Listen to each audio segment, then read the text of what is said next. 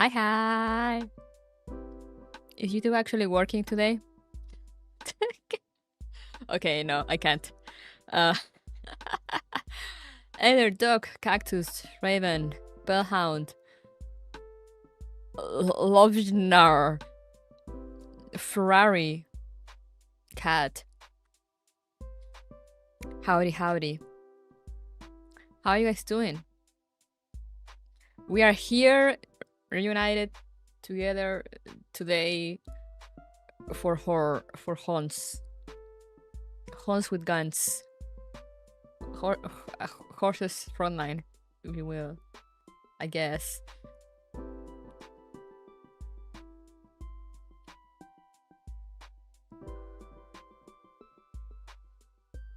If there were a collab between Uma Musume and Girls Frontline, would that still be Gears Frontline or would it be like Forces Frontline?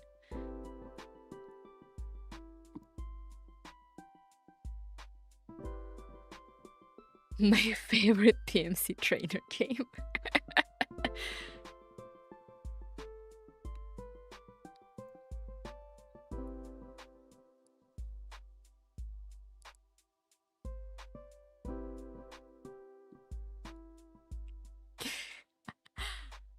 But is it wasn't Kyungju wasn't what were her ears supposed to be? Were they horse ears or were they bunny ears? Done 4 years about to end. Onto the Radiance is about to end. Yes, I know. That's why I'm here. Instead of resting. Yes, Irma, I am live. I stream on the afternoon now. Afternoon, evening. Because of my sister's new schedule.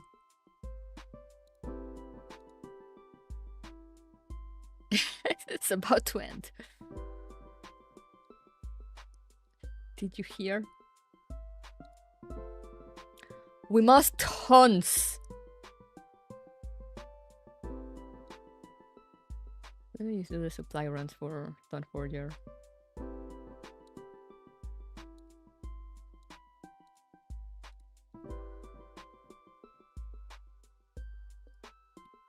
Dawn Forger is about to end. Thank you guys. Thank you for letting me know. I wouldn't have known if it weren't for you.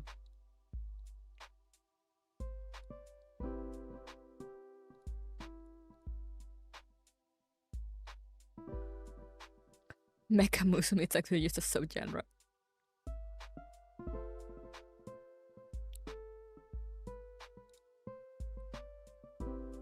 Hello there, Tomasz.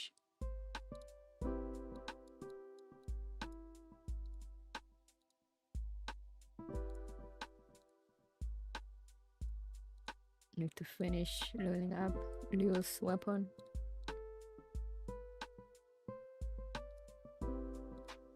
Yippee!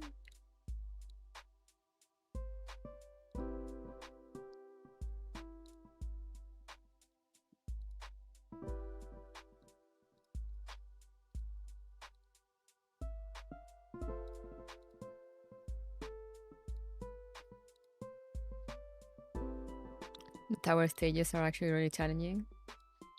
Good thing I'm not doing them. At most, I'll try to do the challenge stages if I don't forget, because those give out avatar thingies, and I love avatar decorations and icons.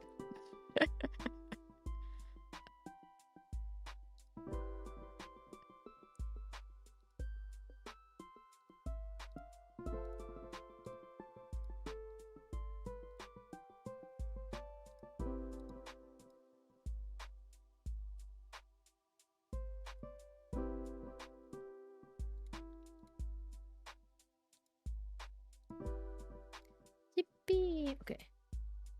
I think that is Archlight logs.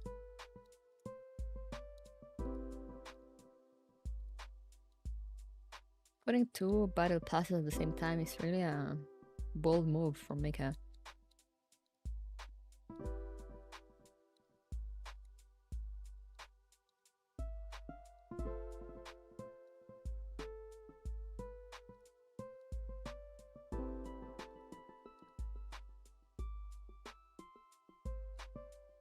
Alright. I think we're good. Okay, done with the dailies. Yippee!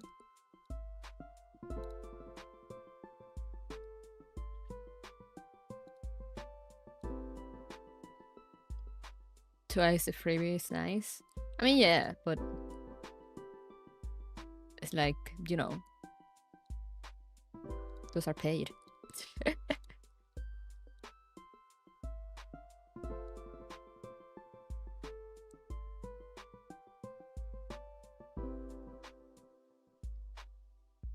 Okay, I think we're good to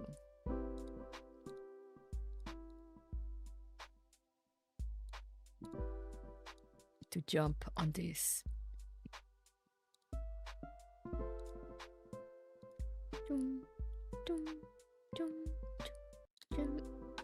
Alright, are we ready for horse time?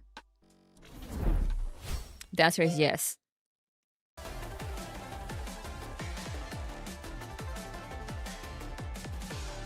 Whether you want to or not, we're going in. Because we still have a ways to go. I only have like 3 hours or a little less. So let's go! Behind enemy lines. Lies are tempting bait and a lethal blade. Last time, the little girl betrayed us.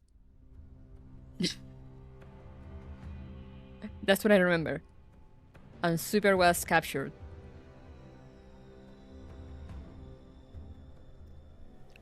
It's an honor to meet you, Miss Liushi. Guess this is a flashback. Name's Pavel Smolin, one of the many merchants who greatly benefited from your efforts to protect Cliffwatch Town.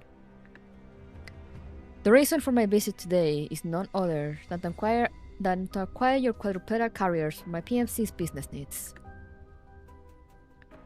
I'm sorry, Mr. Pavel. As Cliffwatch Town's co-founder, I would very much like to meet your needs.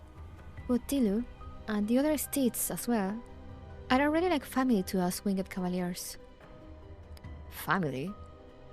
At all? Talking about family? Don't make me laugh. Hey, you done talking?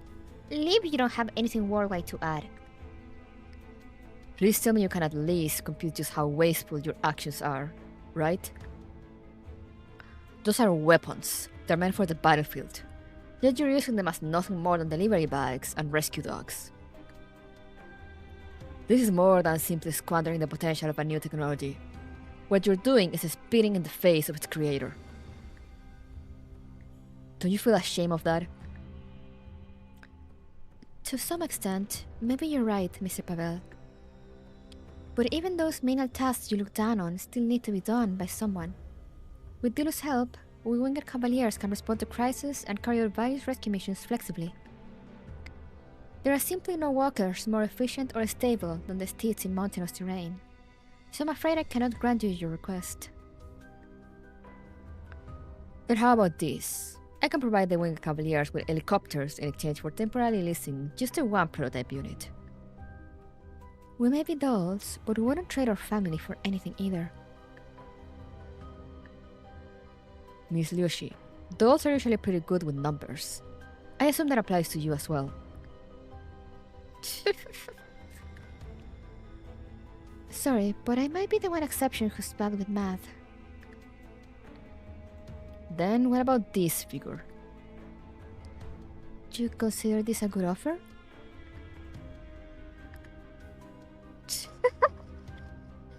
I can't. You should really take your leave, Mr. Pavel. You won't get what you want from either of us. This isn't about money. We don't have any monetary issues now, and we won't in the future. Pegasus. What did you say? I said those steeds are called Pegasus. Anyway, I get it. I'll come back with more funds for my next visit. You're really good at doing business, Miss Liushi. Goodbye. Good at doing business? Me? I feel like I just made Mr. Pavel even angrier. He just can't take enough for an answer. Don't take it to heart.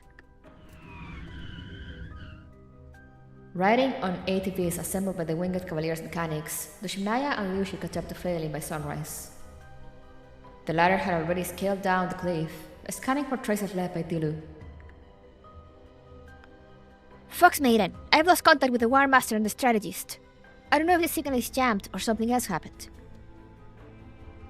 Maybe that Mr. Pavel was really up to something? Dushimnaya, Liushi, I marked all the tracks Dilu left along the way. Thank you so much, Phelan. This heading does lead to Mr. Pavel's area of activity. Let's hope it's just a coincidence. Following the Pegasus hoof tracks, the group veers into an inconspicuous fork in the path. I can't say words. Before long, they'll discover a small base here on the mountain path. Huge fan of the Shibnaya's dark name scheme for everyone. Yeah, I love it. Wow. Could this be the Demon King's fortress? And for everything as well. It appears there's movement by the entrance. Let me see. Phelan raises her zoom level and focuses on the writhing shape in the shadows. They've got lots of patrol units in front of the base.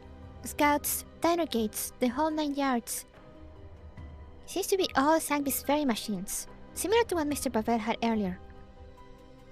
As Basti will say, he's acting real suspicious right now.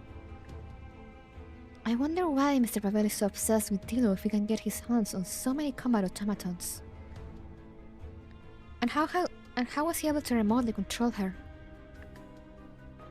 Fox Maiden, do you believe this can be traced back to that server we handed over? Or perhaps something the War Master did? I think so. Everything just adds up. It makes less sense if this is all a coincidence. Liushi, all those combat automatons that Mr. Pavel has, while they are numerous, they are also pretty common. Meanwhile, not even Griffin's database has any info on Dilo or her kin. As a one-of-a-kind prototype, she must be extremely valuable. Since he was willing to trade a dozen military-grade door frames just for that server, he must have been expecting profit. Profit? Mr. Pavel offered me higher and higher quotes back then, but I didn't believe he was doing all that just for profit. Simple! We simply apprehend him, make him surrender the War Master and the Strategist, then beat the truth out of him. Right. This War Master and Strategist Dushimnaya keeps mentioning, are they also our Griffin comrades? There is Sangbi's doll found by Master. I mean the commander. They weren't active back during the Griffin days. And they are actually 2 minds inside the same body. But neither of them is a bad person. A Sangbi's fairy doll. Indeed, Dilo's design contains lots of Sangbi's tech. Now that I think about it, why did we even find Dilo here in Cliffwatch Town? Just as Liushi dived into thought, Phelan suddenly raises a hand, signaling for the two to drop to the ground. Their sensors return several proximity mines that the dolls are far too familiar with. Phelan quickly marks their positions and those of additional turrets and surveillance cameras. Going the long way will consume much time. Fox Maiden, General, beware of the things that go bump in the night. With the Shivnaya set up, the dolls also log onto the patrolling scouts and diner gates. The security level is really high. It's almost airtight. And judging by his forces deployment, they've got heavy weapons set up on high ground and reserve units held in positions. Such a meticulous defense can only mean Mr. Pavel's got some military expertise. The hero's suspicions have been proven. That Demon King and those brigands are truly in leagues. Liushi nods, acknowledging the Shivnaya's speculation. Anyway, let's update Yishui and the Winged Cavaliers with the coordinates first. This area seems to be jammed as well. As Liu Shi operates her terminal, several dark muscles protrude from the position above, aimed directly at her head. Flashes erupt with crimson glare, all directed at the dolls. Ugh! Watch out, General! Startled, Liu Shi stares at Doshimnaya. The latter calmly shoulders her rifle, clearly used to situations like this. Liu Shi, are you hurt? I'm fine. Watch out and get ready to return fire. We're fighting.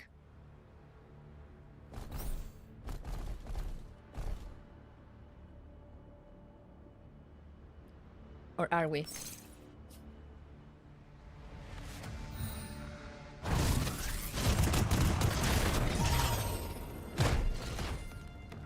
Are we actually doing any fighting when I have all my stand in here?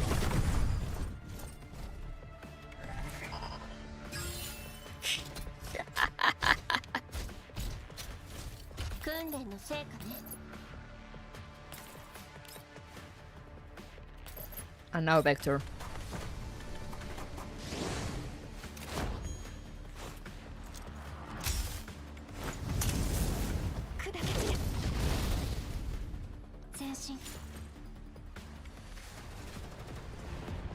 After a round of exchange fire, Liu Shi's group successfully destroys all automatons at the forefront.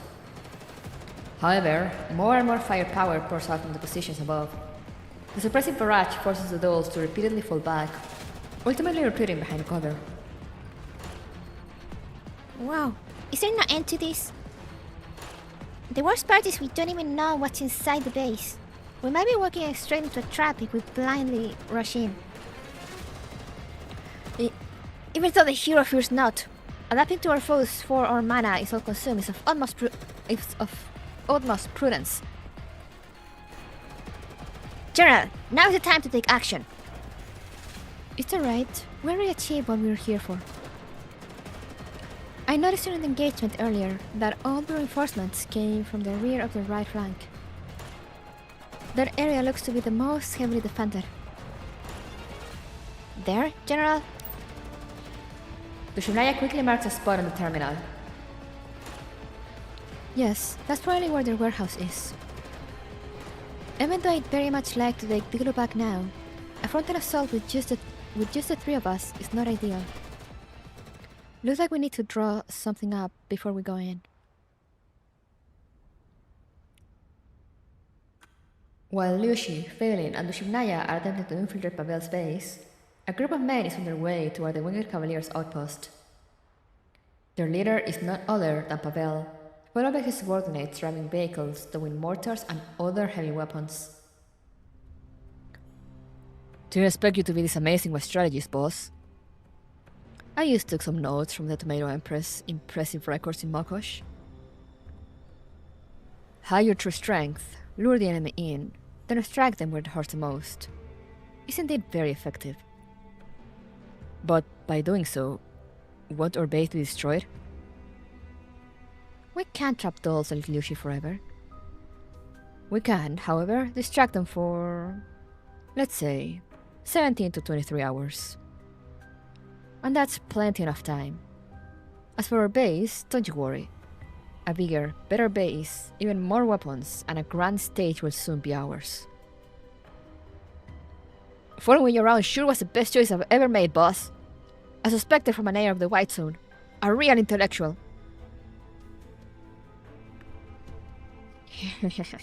I even heard you got some big corpus backing. Why mingle with yellows and peasants like us if that's the case? Do you think you're speaking out of turn for someone who supposedly knows as much as you do? Oh, my bad. But those dolls and the Winged Cavaliers aren't pushovers either. Can we really take over their outpost in such a short time? A fortress like that will be a tough nut to crack, even with superior numbers and firepower. However, historically, many so-called impregnable defenses have been unraveled from within. You should really pick up a book. Just do your job and watch as a new chapter in Claywatch history unfolds.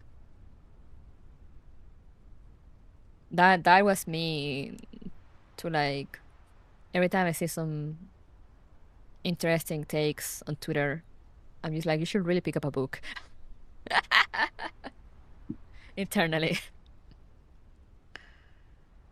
While Liushi, Phelan, and the ship Naya are planning their infiltration, the Winged Cavaliers are also gearing up for the fight. Out of safety concerns, Yishui has shut down all their steel steeds to prevent what happened to Dilu from repeating. Fortunately, thanks to their rigorous training and various vehicles and weapons crafted by their workshop, the Winged Cavaliers are confident in the battle to come. Can't reach Liushi. Is this Pavel's doing as well? I knew that rascal was up to something lately. Now he's finally gone his way. Boss Yishui, let's storm them directly. Our big guns haven't got a chance to shine. It's a perfect opportunity to put up a big fireworks show. No, Liushi told us not to act impulsively.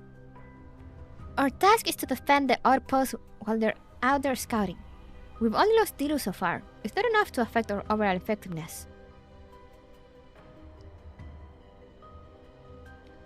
I know that they made her design clearly for people to focus on her boobs, but I keep looking at her tummy, and I'm like, that is a good exposed tummy. Everyone, get ready to... As Yishui is about to issue orders, a message comes from the lookouts. A unit has bypassed their defenses and is now right under the perimeter. An alarm blares, signaling the highest level of readiness. The Winged Cavaliers immediately leap up and rush to their respective defensive positions. Engage! Arm yourselves!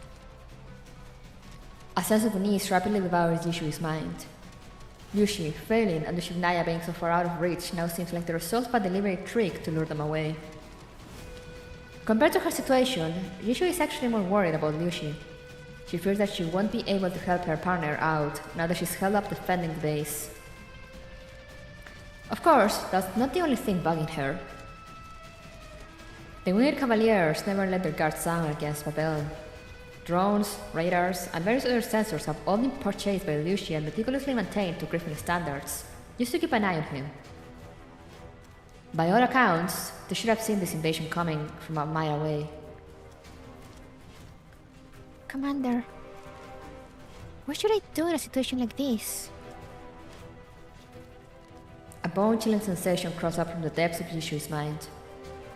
She doesn't want to think about it, doesn't want to acknowledge it, but as Liu is second in command and the outpost sole defender now, she can't dismiss the possibility that someone orchestrated all of this from within. Dun dun dun. The character in Yishui's cheer says something like, food is heavenly, food is the heaven of people, meals are necessary. I don't know what's actually true, but it's a pun about food being heavenly. Huh!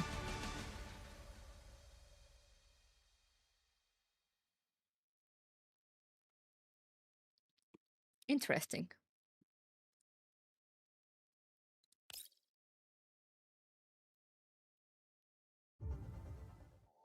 I need someone to read them for me. It's funny, I keep saying that, and I know like 2 people that can read Chinese.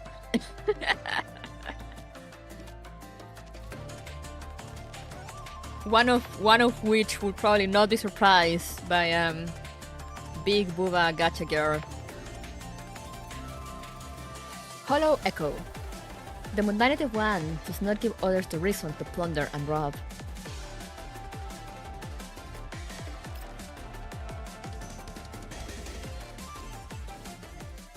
Damn, I really like the music. Rousing rhythms accompany the steady hoofbeats on the steel estates. In Cliffwatch Town, people know that hope is right around the corner whenever they hear the hymn of the Winged Cavaliers. Whether faced with the Barriers, elites, or any other threat, the Winged Cavaliers will always come down from the mountainside and trample everything standing in their way like a tide of fire and steel under that fearless duel's lead.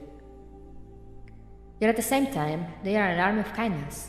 No matter how humble their standing may be, the Winged Cavaliers will always charge headfirst into enemy lines to protect the weak and innocent. Viola witnessed all that with her own 2 eyes not long after arriving in Cliffwatch Town. She also immediately recognized the two dolls leading the charge, the same ones who once came to her aid without hesitation. And undoubtedly, they too remember her. Viola reaches out to them, and the two dolls immediately take notice of her as well. This is Yushi. This is Yushui. Isn't this Viola? What are you doing here? How's your brother? Viola shakes her head sorrowfully. Yushui's expression dims as she dismounts and gently pulls her into an embrace. You must have been through a lot. If you have nowhere else to go, stay here with us. But I... No need to worry about anything. We'll take care of you. You have many amazing comrades. They'll teach you everything you need to survive in the Yellow Zones.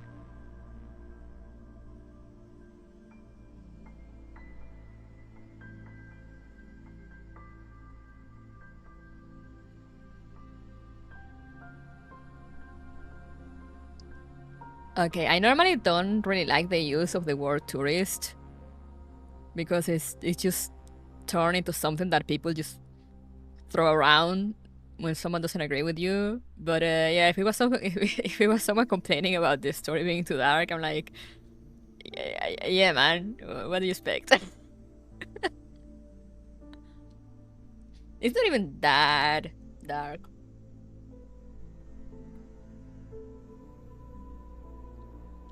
Like, I know we all meme about when that time when Yu Xiong said about like, oh, this is a story about love and hope. And we all like, yeah, sure, man. But at the end of the day, it kinda is.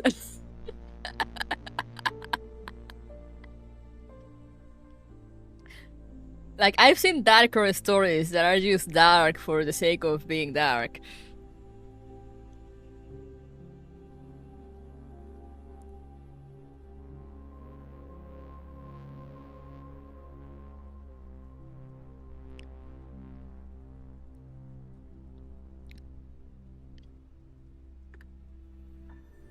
And you can leave whenever you feel ready to do so, to freely pursue what you truly want.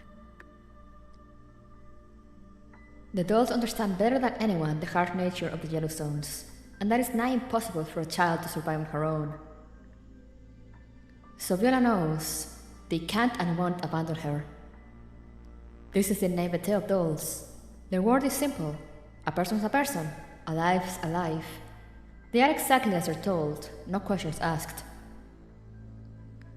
But Liushi and Yishui are different from those Viola is familiar with, because they no longer follow anyone's orders.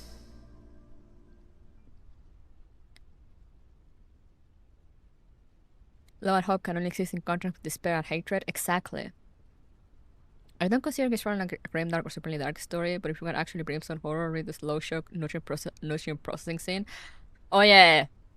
Oh yeah, that was... Oh yeah. Like, it has its moments, you know, but...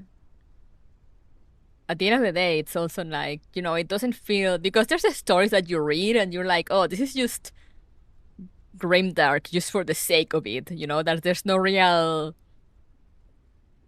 There's nothing like you're gaining out of it, you know, there's never really a like getting out of it. It's always just stays like that.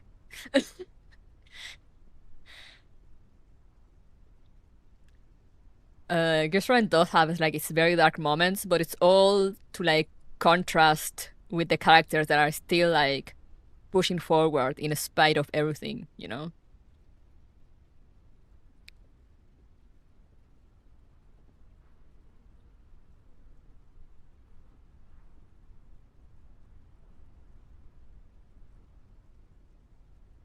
Like, yeah, it does have like really, really dark, scary moments, especially with children. I'm like, unfortunately, children tend to be a target when authors want to do like, oh, do you want to see how bad things are? Here, have a child being tortured.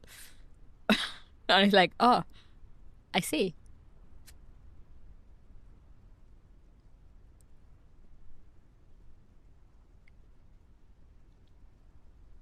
It's like a whole writing thing, like the death of innocence whenever children die in stories.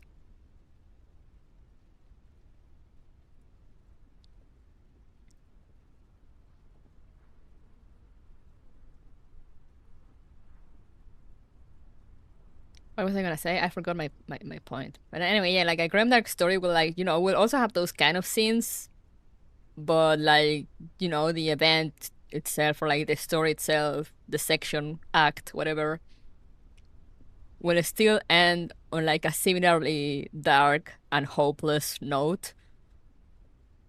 Whereas in Girls Frontline, that happens sometimes because sometimes they're still building to like what comes next. But usually at the end of like events or stories, there's always like there's sort of like a glimmer of hope at the end that the characters are chasing.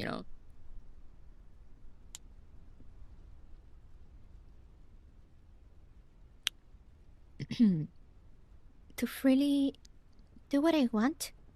So you found out this outpost took people in from the Cavaliers, all just because... Yeah, because we wanted to.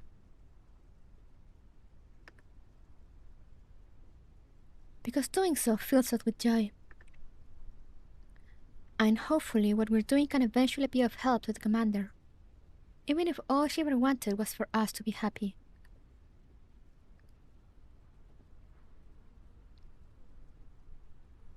Oh wow, she has interesting thoughts. Here we go again. Disgusting, repugnant, sickening. You clueless machines talking about happiness. You've never suffered like us. All you're doing is just imitating that commander of yours. Stop. Don't keep being so kind to me. Just show your true colors already.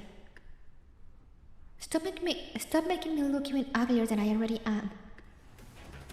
Oh, that's an interesting character.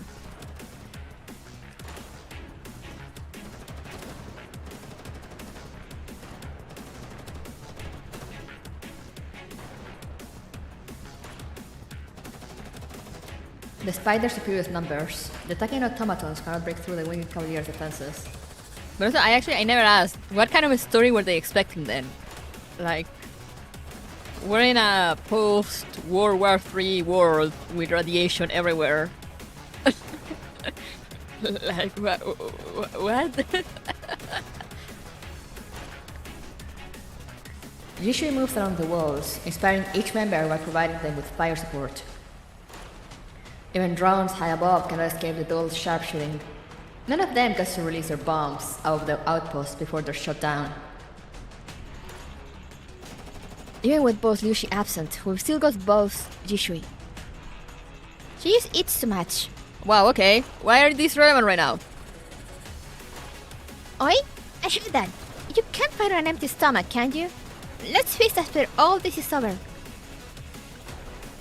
The Cavaliers erupt in cheers, and once again start humming their battle I don't know how to say that word. The counterattack has begun.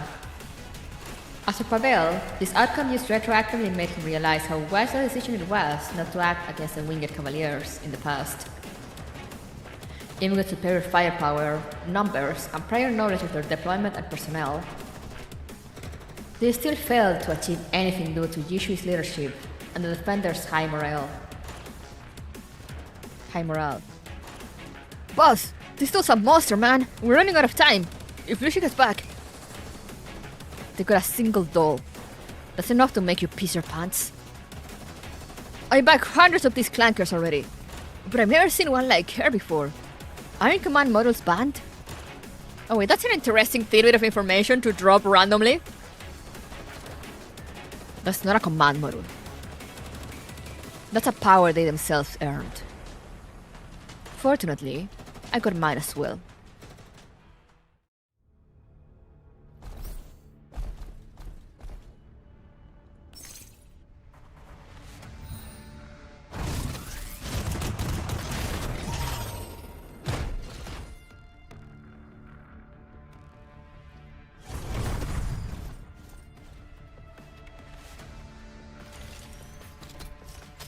Uh, Orbital strike that fucker. And now use full position, I guess. Engine 起動。逃げられる。エンジン起動。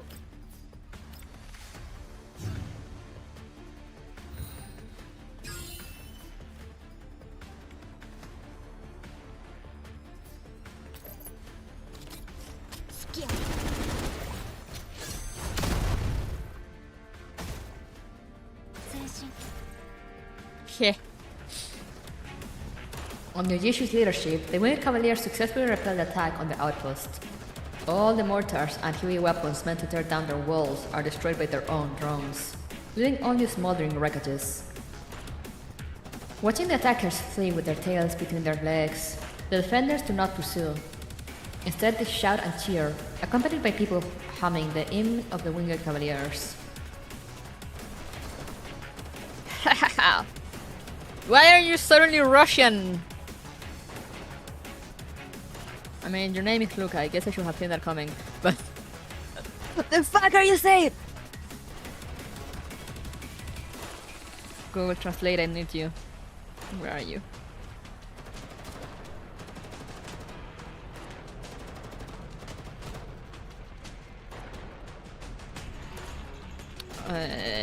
Camera.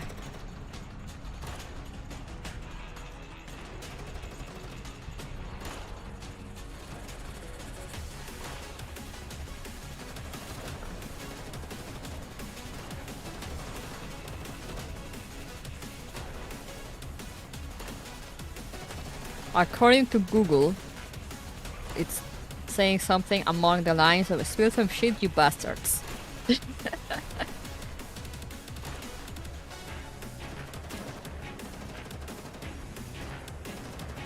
Now you know not to fuck with us. Stay vigilant. Scan the perimeter for any struggles and get the wounded to the infirmary.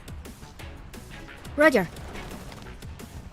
After wrapping up her commanding duties, Yishu hops off the wall position and exchanges a high five with the cavalier coming to rotate her out. As a doll, her reaction speed and perception are far above that of humans. As such, the celebratory atmosphere around does not distract her from analyzing the situation. During the skirmish that just concluded, a feeling that something is off kept gnawing at Yishu's mind, siphoning her processing power away. Now that the bullets have ceased flying, even just for a moment, she immediately realizes what exactly is off. Who's opening the gate? What? The sudden interjection puts everyone back on edge. Worst thing is, as the gate's opening grows wider, a familiar figure, one that the Winged Cavaliers followed with devotion and admiration, charges in. Exilium, don't shoot! No, take her out! The conflicting orders plunged the Cavaliers into disarray, making many miss what would have been an easy shot. The steel rampages through defense positions while a swarm of hostile Sangres automatons following her steps and flew through the gate. Yushui starts regretting not calling Liushi, failing and pushing Naya to retreat. She still attempts to maintain control over the situation, ordering the Cavaliers to fall back to the buildings, until... Enough. Time to stop this nonsense. Who's that? Liushi? She turns toward the voice instinctively. The sight greeting Yishui makes her pupils dilate in shock before narrowing into a furious glare. Or Pavel, maybe? Lucas right. You really are a shit-eating scum. I don't have time to argue with you. Pavel stands before Yishui, and held within his arms none other than the girl named Viola. The girl keeps her head bowed, not daring to look at Yishui in the eyes. Let go up here. Viola? How? You animal! How did he get in? The Cavaliers all raise their weapons, but none dares to act rashly under the fear of hurting the shivering young girl. As instructed by Pavel, the mares and automatons who follow him in also hold their fire. A tense standoff ensues. Yushu has no choice but to acknowledge Pavel's composure bordering on madness. Though armed with a pistol, he doesn't point it at Bella. Yushu looks at the latter, hoping that she will create some opportunities for herself. Yet, Bella is still avoidant of her gaze. No matter how much she doesn't want to accept it, that chilling sensation spreading through her body forces Yushu to come to terms with reality. Miss Yushu, yeah? You got yourself a sensible facility out here, didn't you? I admire it. Those nowadays are making warlords of themselves and live a comfy life while actual humans are stuck withering in the wasteland, surviving by digging through trash. Ridiculous, don't you think? Cut the bullcrap. Let go of Viola, then we'll consider letting you walk away with your head attached to your neck. Relax, I'm not so pathetic as to use her as a hostage. I never meant for it to get this awkward, but I'm in fact here to make a deal. A deal? That's right, a deal. The terms are simple. I'll let you leave. You don't even need to drop your weapons, just leave the outpost as you are. I will not hunt you down. In your dreams, you're just a thief who only has the balls to show up when Boss Liushi isn't here. Sure, but right now this thief has the firepower to back up his words. We can go back to the shooting, and I'll maybe lose at most a third of my men and 30% of my mechs. But you, on the other hand, will all be wiped out. So let's not do this. Why? Other than Cliffwatch Town security contract, I don't believe there's any bad blood between you and us. That's true. Although it's not that I wanted to profit from that either. I simply hate how you and that Liushi just love sticking your noses into everything. I get it, it's all out of altruism, but your mimicry of human behavior? That just pisses me off. The next instant, Pavel's smile vanishes, his gaze turning cold and sinister. I only have two terms. Disband the Winged Cavaliers and hand over all Pegasus units. You're saying we're mimicking humans? That's your reason for attacking us? Forming the Cavaliers, building the Walkers. You're just carrying out someone else's orders at the end of the day. No matter how convincing you make yourself look, you can never understand why we humans do such things. That's not true. Me and Liushi, we... What do you even know? Before the bosses showed up, people of Cliffwatch Town were getting raided by bandits or devoured by elites all the time. What's an insult? I'm running through that fire part 2 at speed.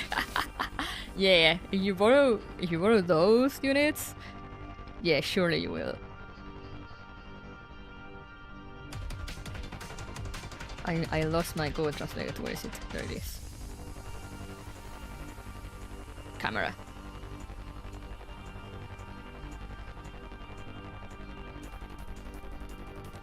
Huge bastard, or something among those lines. It's the bosses who brought us food, clothes, medicine. It's them who gave us weapons and taught us to stand up for ourselves. We will never betray them. We'd all give our lives if the bosses told us to. How pathetic. Look at how they turn you into their little puppets with the tiniest bit of kindness. We're not puppets, and neither are our bosses. They could have stayed in the green zones, enjoying a life of comfort and luxury, yet they came all the way out here for the sake of their beloved commander. When they saw our hardships, they didn't hesitate to spend their money helping us. How are the bosses any less human than you? No one ever ordered them to do anything. They've always followed their own hearts. Can you say the same about yourself? Do you dare say you're doing all this of your own free will? The surrounding cavaliers all resonated with Ivana's words, but Pavel simply fires a shot into the air to shut them up. You lot are really hung up on these dolls, huh? Guess that's what happens when you're just a yellow-some bumpkin with no clue of what a doll is capable of. Sure, dolls can be more efficient, their assessments more accurate. But so what? As a leader, if there's one thing they need to fully understand, it's betrayal. If they can't foresee it, can't understand why it happened, then they are a failure. Viola, why don't you tell them yourself? Right. What do you mean? The one who opened the gates was me. Is that so? The one who installed the receiver on Dilu and tampered with her control authorities was also me.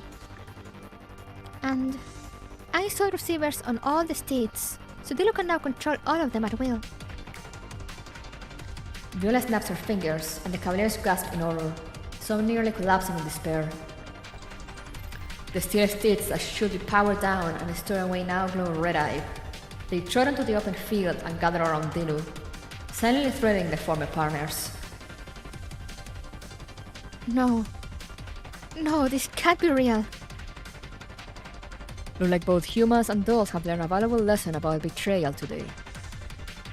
All it takes is a little fiddling for your so-called free will and trust to turn on you.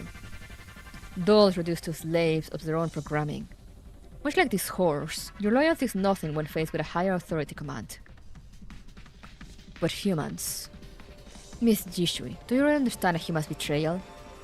You and Liushi recruited Viola yourselves. How did you convince yourself she's worthy of your trust? You know, much like you, the human mind is also built upon countless choices. But no matter how many ones and zeros are in that knowing of yours, you'll never truly understand what makes us the way we are. You will never be human. And naturally, you will never be able to lead humans. Honestly, I would say even getting too close is ill advice for both sides. You piece of shit! A notification from her sensors alerts Yishui to a new development. In the corner of her vision module, a young cavalier is taking aim at Pavel. But just as Pavel warned, the combat automatons have been keeping track of their movement all this time. Before he could fully raise his rifle, the automaton's weapons are already pointed at him. Don't! Despite Yishui's plea, the young cavalier adjusts his aim and pulls the trigger with a determined expression. In response, the automatons behind Pavel answer with a hail of gunfire. Despite the Tito's split-second reaction, allowing her to spring into action before the bullets go flying, Yishui barely manages to put herself between the two parties. Back off! By the time Pavel and Lucas stop both sides from escalating further, Yishui is already riddled with bullet wounds. This is Yishui! Oh, now you're worried. It's fine. I'm tougher than I look. Stop moving, Viola. You're now a target as well. Viola freezes, gazing in fear at the cavaliers who have been with her through thick and thin. The contempt and hatred in their eyes send a shiver down her spine. With how hard you're still trying to defuse the situation, I'll take that as an acknowledgement of my terms. Everyone, abandon the outpost. Leave and go find Liushi. Boss? No! We can still fight. And we'll win. Of course we will. But that victory will be nothing but a pirate one.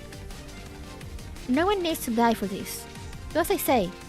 Take what's important and abandon the outpost.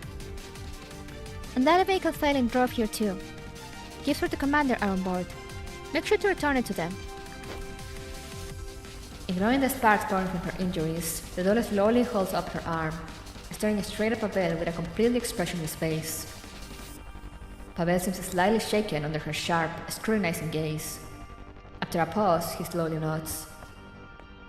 Paying no mind to the cavalier's protest, Yishui orders the unarmed to help carry the wounded and supplies out of the gate. Meanwhile, she herself remains where she stands, unwavering, still facing off with Pavel and Viola. Boss Yishui, you need repairs ASAP. Don't worry about me. You and Ivana take Phelan and Dushivnaya's truck back to them. Tell them that those are Clavewatch Town's specialty caramel pies. I bet the commander's gonna love them. Boss? You're gonna follow my orders? Are you still going with Cavaliers or not? Don't worry, I'm not planning to do anything stupid. I haven't had the chance to see the commander again, after all. We copy. Hey, Sunny! Uma is going interestingly. After making Luca and Ivana leave, Yushui finally moves. Yet, she doesn't head for the gate herself. Instead, she slowly and calmly wanders deeper into the camp, despite countless muzzles being pointed at her. Viola? Yes? You once said you had a sick brother. That person. Yes, that was Big Brother Pavel. He was suffering from a serious lung disease back then. I was only able to afford those medicines thanks to you and Big Sis Lucy's help. Wait, those meds back then? Yes, they were from Big Sis Yushui and Lucy. I just knew the big brother who hates dolls will definitely overthink things if he got wind of that fact. So I never told you about this. Is that so? Yeah, so you weren't lying back then. Hearing that, Viola yells as if she's been electrocuted, covering her face in shame, unable to meet anyone's eyes. I see. That's great, Viola. I'm happy for you. Yeah? Viola looks at Yushui. The smile brimming on her face is the same as when they first met. Pure, bright, impossibly dazzling. At the same time, more cracks seem to spread from those wounds from her body. Lucy and I have always worried about you. Being alone in this world without a family is bound to be a painful experience. While everyone wishes a found family like the Winged Cavaliers could help soothe that pain, nothing compares to real blood ties, right? The fact that you still have someone in this world makes me feel truly happy for you. Big Sis Yushui, you're always like this. Can't help with that. I'm a doll after all. Yushui lets out a self-deprecating chuckle and shakes her head. Viola gazes at Pavel with a pleading look, but he simply holds onto her shoulder and orders his subordinates to head to the workshop behind the camp. The large quantity of weapons and valuable machinery stored there are what Pavel came for. Your frame needs repair. You'll suffer a critical failure soon. Why didn't you retreat along with the others? Because I still have questions for you. And I have the right to not answer. Oh? Not trying to spare us a luxury, Mr. Winner? As long as Lucy is still around, I don't consider this a victory. Plus, it's not like I need something that hollow from you. I'm just here to achieve my original goal, simple as. Your original goal? I need the Pegasus. So Dilu, you really want to die on this hill, huh? Because the Pegasus was her father's creation. But because no records of it could be found in the UNSC's archives, our parents were prosecuted. Huh? If that's indeed the case, why would you assume Lucia and I would have refused to help you out? Will you still do the same if I told you that my parents work for Griffin's enemies? The war's over.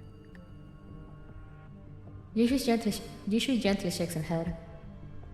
She then steps forward, but her once steady steps now falter. We always sought coexistence, even with our former enemies. Not to mention, Griffin is no more. Yeah, no, especially if we're talking about Sangbees, it's like, who cares about that? I mean, aside from Sweeper, who cares about that old rival enemy thing? Lucy and I are just two dolls without an owner, searching for our commander. So, I refuse to believe that's your real motivation. At least, not entirely. I trust what Viola just told me was the truth. But Pavel, you've got other goals besides saving your father, don't you? Precisely. My ambition lies further beyond. Turn Cliffwatch Town into a second Mokosh. No, something even greater than that excuse of a town run by nothing but FABN's proxies. If it weren't for your meddling, I would have achieved that long ago. You're not even cut out to be a good villain. What? You're making fun of me? You damn clunk. We fought real villains under the commander. So we can tell real villains from wannabes. If you really were one, I wouldn't have told everyone to just leave. Pavela stares at the doll in shock. With her power draining and body damaged, her eyes are losing focus and her speech motor is barely holding up. And yet, even in this state, her likeness still sends a primal chill down Pavel's spine, as if he were a prey meeting its predator. If you really were one, I'd have stopped you. Even if that meant putting everyone's lives on the line or sacrificing both me and Lucy. Because I can't and won't let the commander face another enemy like that. So it's a good thing you're not, don't you think? But you're never becoming a hero like the commander either. You're simply Viola's big brother, and that's enough, right? Pixie's tissue. Stop, let me check. Yushu gently sways her body, as if Viola's words went completely over her head. Then, like a broken marionette, she drops to her knees. Even so, she looks up at Viola and Pavel, her lips curl up in a faint, almost mocking manner. Having a family. Isn't that enough? With your little sister, you won't become a bad person. Isn't that great? Because no matter how hard you try, this path you're on will only make you puppets of damnation. Those words seem to have struck a nerve deep within Pavel. With a groan, he furiously draws his gun. But before he can pull the trigger, Yushu collapses entirely. The last spark flickers across her body. The light in her eyes fades, dimming like the setting sun. Damn! Okay. Okay. She had 2 hour farm, man. SF is knocking super on the head like subtooth. Yeah, I need that. I need to see that.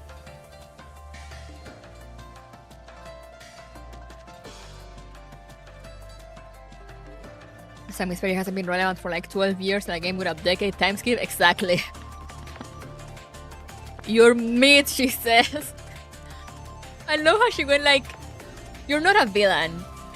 If you were, I knew how to break your shit. But you're not a hero either. You're just a guy. Damn, okay.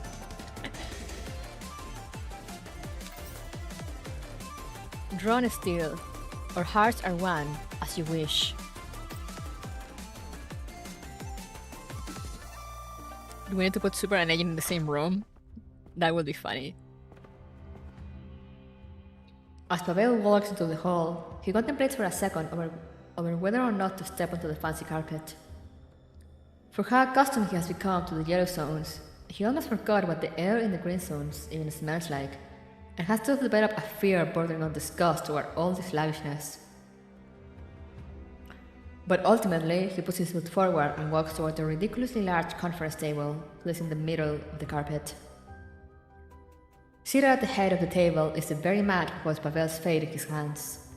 The man gawks at the table, full of delight like a ravenous lion, only to be struck with a great annoyance. Decision paralysis. Oh, this fucker! Hey, man! Remember this guy?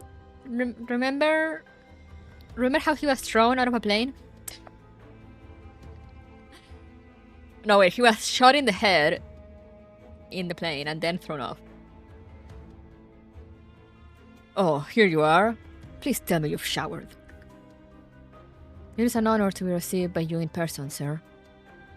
I wonder if he bounced.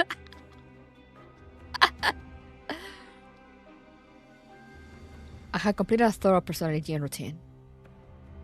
Don't worry about this guy, Pavel. He's like 6 feet under. He's dead. Yeah, good. Come sit closer then. Yeah, right there. By the way, I've got some good news and bad news for you.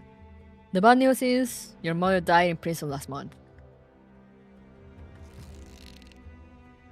Pavel braces himself against such earth-shattering revelation and stares at the man who just delivered the news with such nonchalance. There's neither malice nor sympathy in Rorik's voice. Nothing but the kind of impatience reserved for trivial, time-wasting matters. The burly and rude man shifts to a more comfortable position and looks at Pavel. The good news is, your father is still kicking, because it all comes down to how tough you are. Is that so? Sir, I'm the officer of the Neo Soviet Union. Your parents had their heyday. Shame that the world today doesn't really treat people like them kindly, isn't it? That's not something someone like me ought to comment on. However, my parents were just following orders.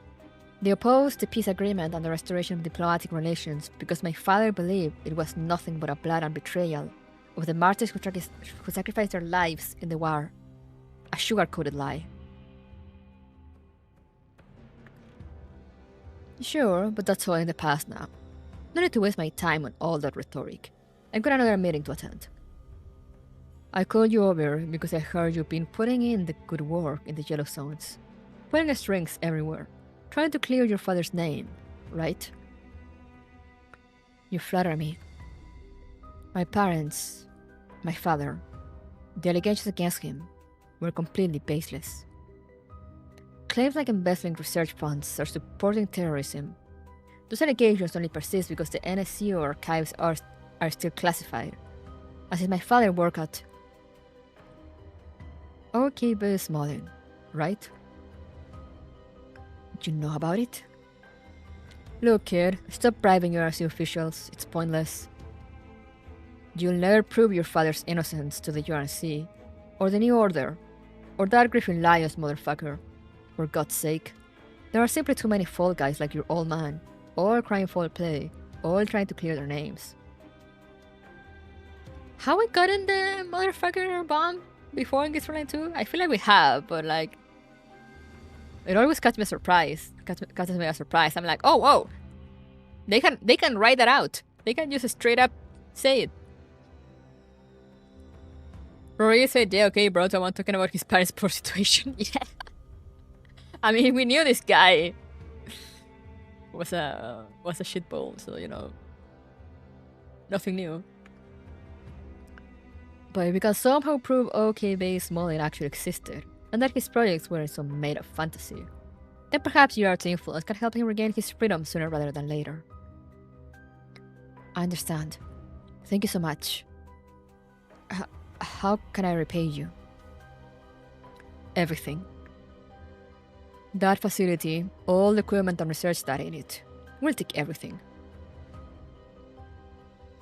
Also, I know you've had a hand in arms trafficking. Here's a list of who you can, can't, and must sell to. No more guesswork from now on. As some might say, the Yellow Zones need some rules. Understood. I'll do my best. Faced with Rorik's outrageous demands, Pavel only bows his head. He knows he stands no chance in the moment. No matter how crass Rorik looks, he could easily crush Pavel and the innocent Viola with a mere touch of his finger. Here's some advice. Start looking for your father's research. There's got to be something unless he really was just an inept, corrupt official. Gerard will give you some startup funds for the surplus equipment seized by the URC. That said, it would be a mistake to treat this as an investment. Think of it more as the time your father has left. Should you fail to bring back what I want in due course, I'm afraid you'll really end up an orphan. I won't disappoint you, sir. Alright, you can go now. Let me quickly go over the plan. We're back to the present now. I'll draw the enemy's attention from the front. Use this chance to circle around and infiltrate the warehouse. All these Sangbis units must have a central control server acting as the root of their management system. Destroy that, and they'll be done for. We also need to seek out War Master and Strategist's whereabouts. The War Master is no doubt in grave shape, but the Strategist undoubtedly has a plan. So long as a sliver of hope remains, the hero shall never give up on their compatriots. Lastly, whatever's inside that server we brought, blowing it up now will surely save us a lot of trouble. Although I'd still appreciate an opportunity to speak with Mr. Pavel, rescuing Dilo and your comrades comes first. Let's move.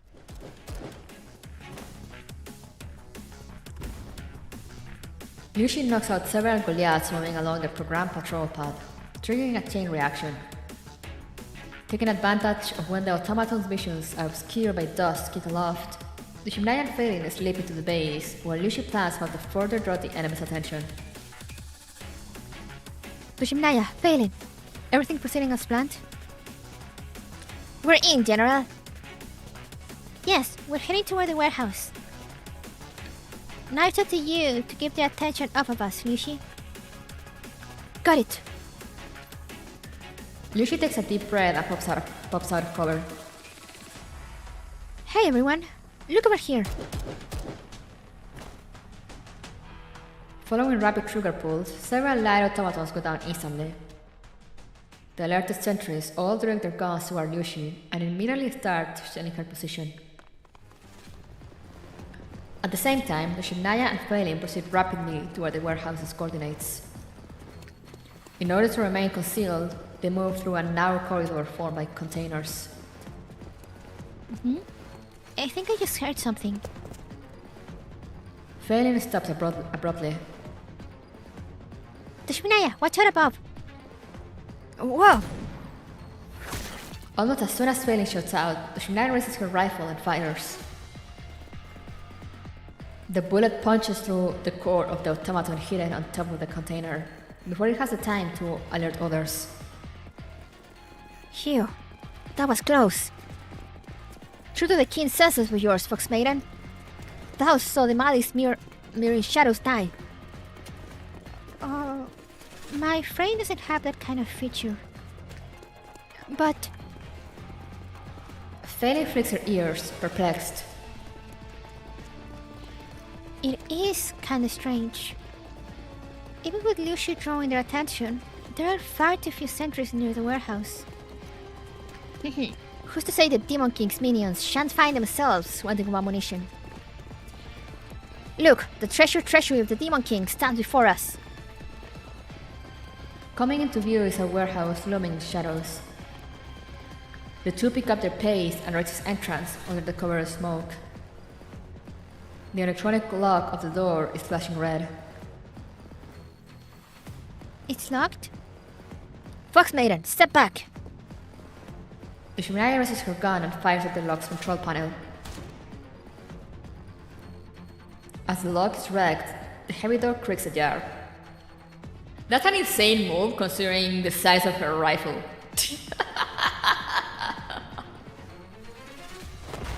Followed by the door, kicking it wide open. Don't move. Hand over our stuff. As well as the War Master and the War Mount. Eh? Phelan sweeps across the warehouse, but the scene of the Pegasus throwing the server and a panicking Pavel she envisioned is but a fleeting illusion. Instead, sunlight pours in through the ceiling vents, illuminating drifting dust. Only silence greets them. The Shimnaya freezes awkwardly in place with her gun held in a weird pose. It's empty? Oh no. Despite their lightning fast reaction, the heavy blaster still slams shut behind them, sealing their way out. The Shimnaya immediately aims at the vent, blasting open an exit with a few shots. At the same time, explosions go off beneath their feet. The Shimnaya grabs Phelan and throws him at the vent, just in time before the floor collapses. Fox Maiden, I'll leave the rest to thee. Wait! Before she could finish, Phelan sees the Shimnaya fall into a storm of combat automatons, empty-handed. Still, the Shimnaya cracks the head unit of one trying to backstab him wide open with her elbow, while sending another one trying to tackle her flying with a kick. Even with her covering fire, Phelan cannot stop the Shimnaya from being overwhelmed and dragged away. She then escapes through the blown open vent onto the roof. Taking advantage of the distraction, she drops the few automatons giving chase to Lucian and waves at her. It was a trap. They go to Shivnaya. I'm coming. Lucian slings her rifle and leans into a sprint. Using a disabled Sang pistol as a springboard, she hops onto the roof and grabs Phelan's hand. Together, they land back in the warehouse and make short work of a few stragglers. We're low on ammo. Let's rescue the Shivnaya and pull out. Yeah, we can't lose her as well. I'll take point. You cover me. After a fierce resistance, the Shivnaya's frame starts to shower sparks from the damage and her joints are overheating. Her skill and specs have kept her going thus far, but the overwhelming odds are bound to prevail eventually. The short-haired doll bites her teeth, looking for the opportunity for a last Hail Mary. Just as her arm is about to be torn off, an Aegis Sterai, developed using Sang Sphere technology, suddenly fires. The scorching energy beam instantly vaporizes several of its allies' cores. On the opposite side, two claymores turn their blades on their allies, impaling the bulwark that was tearing the Shivnaya apart, freeing the latter. The unexpected development feels strangely familiar, and the Shivnaya excited the others that fondly given nickname. Strategist?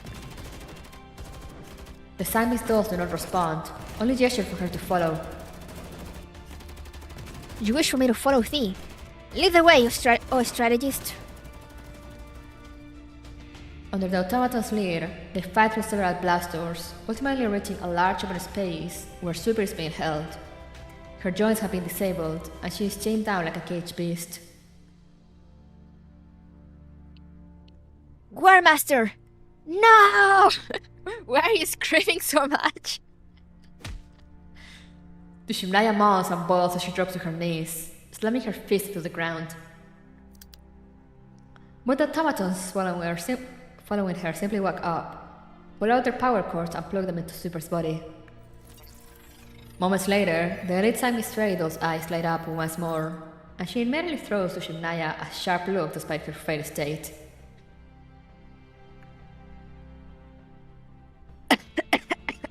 I'm not dead yet. Get me out of here. Wow, could this very well be the greatest spell of resurrection? It's called recharging. These units don't have much use left. I need to get myself back to... A hail of bullets rains down on their position. The friendly automatons jump in to shield the tool and are instantly shredded to pieces. The Shivnaya reacts right away, despite not even recognizing the source of inspiration for her next actions. Perhaps such instinctual impulse once came to her in a dream, or rather somewhere deeper than her level 2. She picks up Super's frame by her legs, using the blade protruding from her forehead to impale an enemy automaton's core.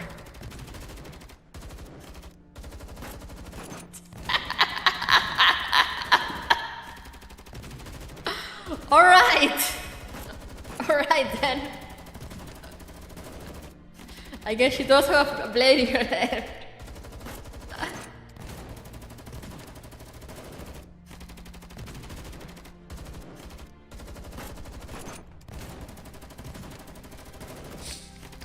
Super whirlwind technique.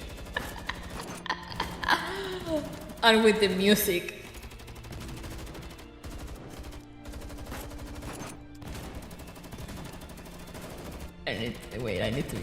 I need to show this.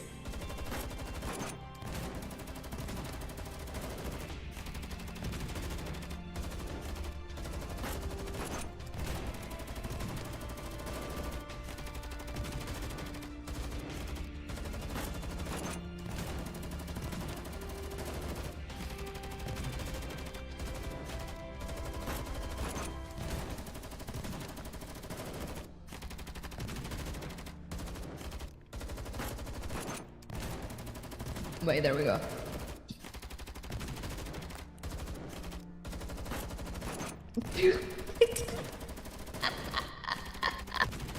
Why is she?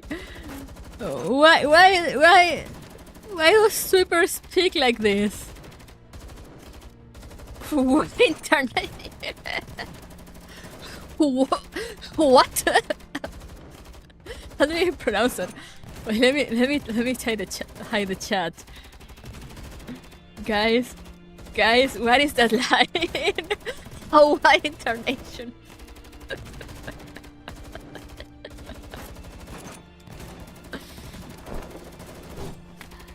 With her limp lock in place, Super turns her head around and sees her body being swung around like a sword by Dushimnaya.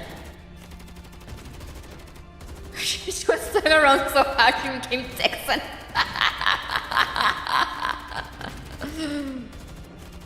She's literally me.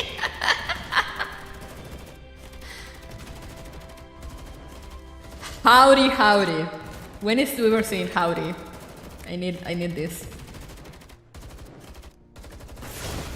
One after another, enemies are cleaving half through their combined effort. Don't worry, War Master. We'll fight as one. I guess that is one way to say it. Who wants to fight as one with you? Oh my god, I'm with the dramatic music. Take this! Super Move Sanguine Series! War Master Hurricane Slash! Oh my god, the Shibnaya never changed.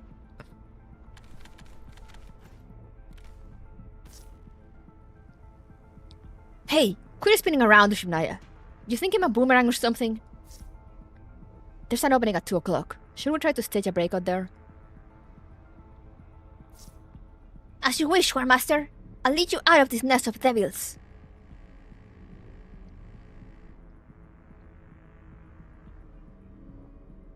Evacuate or destroy all enemies. Say less.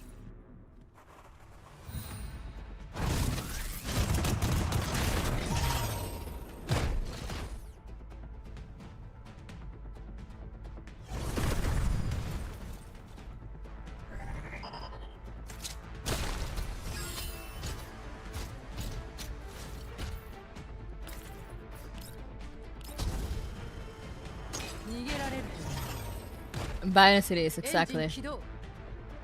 You know it well.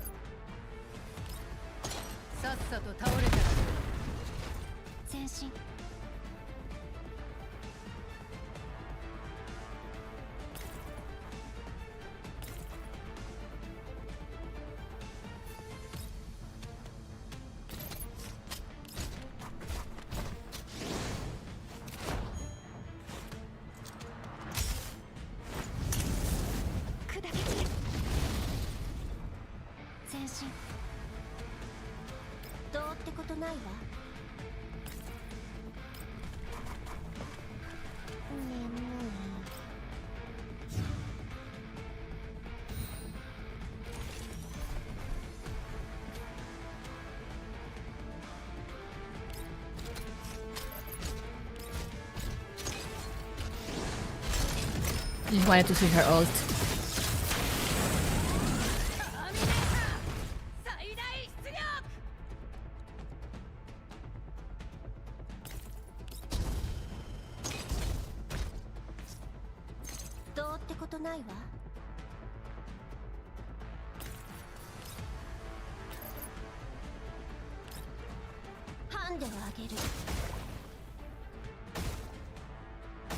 Man got deleted, yeah. There we go. Despite their Griffin days being ages ago, Lucian played in advance with flawless coordination. Covering one another, they pressed forward with maximum efficiency, searching for Tushinnaya's whereabouts. Their effort is soon rewarded as Tushinnaya can be seen breaking through the automatons while swinging Sweeper around, now heading toward their direction. General! Fox Maiden! I found the War Master! Don't swing me around like that! And yeah, we got the classic battle theme. Is she swinging someone? It's a long story, but she's her comrade. Now, do we retreat or do we keep searching for Dilo on the control module? Right! Nixie, where's the server we brought? Phytosa's working on it, but without Pavel's key, taking over a few units is our absolute limit. There's nothing we can do then. Let's retreat. I have a bad feeling about this, as if this were all part of Pavel's scheme to lure us in. War Master! War Master! Is the strategy still inside you? Don't worry about that idiot. And can you put me down first? After a hard-fought breakthrough, 3 dolls and 1 sword, quote-unquote sword, finally escape, making their way back to their ADVs. We made it. These many skirmishes in one day may prove too much, even for the hero. I can barely fathom the battles the General and the Khan normally endure. Could it be because this is their Demon King's lair? We've clashed with Pavel before, but I had no idea he had this many Sanguis machines. I wonder if he received outside help, or worse. As they converse, Super regains control of her full body with Lucius' help and slowly sits up. Dushevnaya, I shall never forget the humiliation I just suffered. War Master? We can still talk this through. Quit messing around. What did you do for Pavel, Nixie? I reactivated the control module for him. That's it. His encryption key mentions something called a Pegasus, a mechanical worker.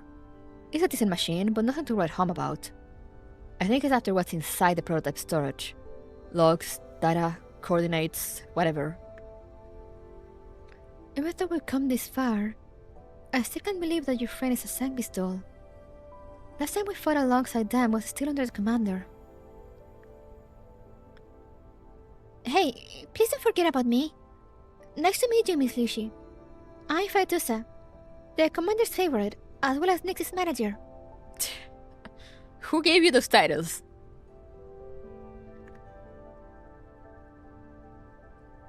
Stop popping out randomly. You done with your job or what?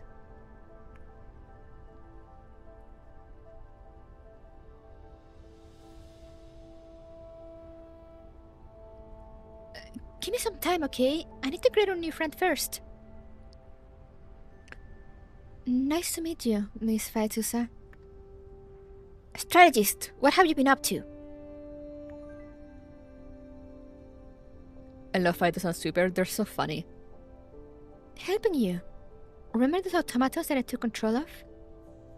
I also recorded the entirety of that glorious combination bayonet maneuver of yours. Anyway, we need to regroup fast. I assume Pavel's planned that his forces are gathering around Miss Lish's outpost. Only now, Lucy remembers to check her communicator that had been jammed while they were in Pavel's base. A message from Yishui. Winged Cavalier's outpost has been attacked? Blast it! We must return at once. I love the Shibnaya 次の also. 目標を教えてください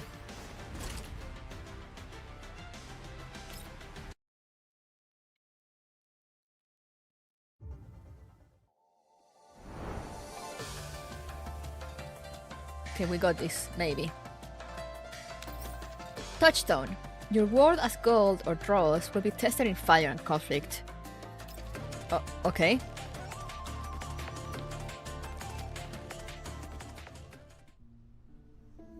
In the kitchen, Yishu is full of energy, busy cooking one dish after another. Then all of a sudden, she feels as if she's lost all motivation. She unties her apron and steps outside. Standing by the doorway, she closes her eyes and enjoys the breeze. Winds blowing by seem to whisper memories of the past. FNC and Spas 12 argue over who should rule the cafeteria. Someone jokingly shouts AK-15 is a true master chef, and everyone bursts into laughter. Yishui smiles too. Yishui? What's wrong? Feeling tired? Not at all. So, have you made up your mind? Do we leave and keep looking for the commander? Or do we stick around to make sure everyone here can at least survive? If it's the latter, we'll need at least 2 years to build this place up. We won't be able to focus on finding the commander then. Is it really okay to leave the decision up to me? It's your money, of course it's your call. Or were you planning to leave it to me? I want to see the commander. I really do. But whenever I think about what will happen once we left, that these people won't be able to fend off the elites, that whatever little supplies they could scavenge will be plundered by bandits, I just can't bring myself to leave. I'm sorry, Yishui, but I must stay, at least until the people of Clevewoodstown can look after themselves. That's a great call. I'm all for it. But weren't you just reminiscing about Griffin earlier? It's not as if we'll never be able to see everyone again. We're just delaying the day a little longer. Plus, we'll even earn the commander's approval. It will help more people out. It's just the right thing to do. Can I really handle this? I am far from competent. Unlike Mrs. Springfield or 416, who were of such great aid to the commander. Then start learning today. Install every management plugin and operation model you can find. But we're still just dolls. While people are willing to bear with us now, do you think they'll continue to accept our leadership in the long run? If they don't, we'll just leave and go find the commander, like we planned from the beginning. Yishui, you're amazing. It's like nothing faces you. Not at all. I just believe that as long as people can still sit at the same table and eat together, no conflict is too great to resolve. The dining table is a place of warmth. The more people are seated, the warmer it is, provided there's enough food for everyone to feast on. Let's work hard, starting right now, Liushi. First, we need a big enough table. Then we'll fill it with everyone's favorite dishes. If something sad, upsetting, or unbearable happens, we'll smile and settle it at the table. Together, as one family. I really miss those meals with the commander around. I'm going to cook up a feast and stuff her full once we find her. Even after some time, Pavel has yet to recover from the anxiety induced by the situation, alarmingly staring at the doll on the ground. For his past self, those were nothing more than high-performance machines. No matter how human they act, imitations are what they'll be forever known as. But just a moment ago, in those brief moments before she shut down, this doll evoked in him a sense of dread that not even that Rurik Girard managed. A true sense of dread that encompassed his existence. That what that mere doll might be was his better. Now that Tidal who evoked that emotion, the inferiority he undoubtedly felt, lies motionless, her working fluid pouring out like blood and slowly slipping to the ground. You got to be fucking kidding me. Pavel shivers uncontrollably. Fear and anger mix into the adrenaline driving his muscles forward as he raises his gun and makes a beeline toward Yishui. Enough, big brother. Move aside, Viola. Can't you see? She's already out of order. I won't forgive you if you keep hurting her. Even if you're my brother. You're gonna attach to a doll? How you forgotten? Griffin has always been part of those who dash mom and dad's dream. These two might have very well served as their henchmen back when. But they also saved your life. Cheh. So now you want to be friends with them again? Even those aren't that naive, Viola. There are consequences for betrayal, you know. It's something you'll never outrun for the rest of your life. Since I owe the success of this operation to you, I let it slide this time. But I hope you can remember what all our efforts have been for. I know. Go get some rest. We got a lot on our plates next. I already found the coordinates of Okive's model inside Pegasus MK Mark 1's database. It's not far from here. Once we find the facility and get in touch with the conglomerate, that will finally be free. But brother, that obnoxious old geezer from Girard, that Rurik, isn't he already dead? Will the conglomerate still need us? Of course not, nor will they want a crumbling facility in the middle of the yellow zones, unless it's really hiding something extremely valuable, like secret blueprints or equipment of some sort. However, before he died, all the data the OKB had to offer really piqued Mr. Roy's interest. A number of high-ranking URC officials once held a position there, which means the conglomerate was looking for leverage they could use to blackmail them. And if that's not enough, I got other plans that do not rely on the conglomerate. Brother, did you make deals with someone else as well? Ha! With a spoiled rich kid, yes, but at least he's somewhat reasonable.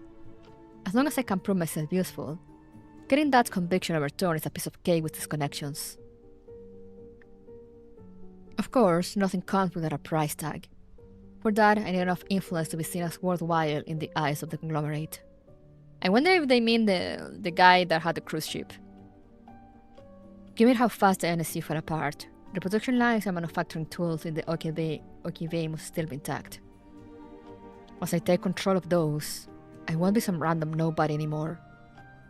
As long as everything goes according to plan, Cliffwatch will be the first step toward my future empire. And then I'll stop being a pawn and finally become a player. When that day comes, I'll get to free that on my own terms. That's right. I'm a player, not a pawn. I just like the power now.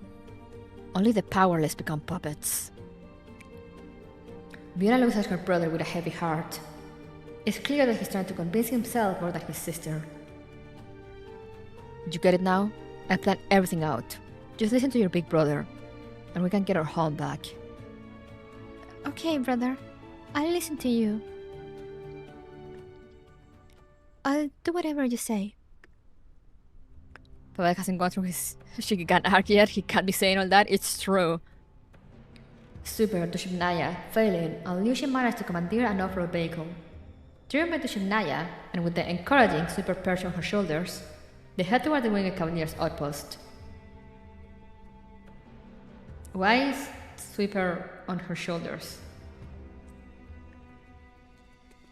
The terrain quickly proves more challenging to traverse than expected for such a vehicle, especially when compared to the steel steed's mobility. Soon, the four ditch the car and continue on foot. The prolonged journey makes Liu Xin increasingly anxious. She repeatedly attempts to reach Yishui until the moment a contact offline alert pops up. Liu Xi, who was leading the group, stumbles and drops to her knees. Failing and Dushimnaya rush to help her up. Yishu's signal is gone. Damn it! Does she have backups?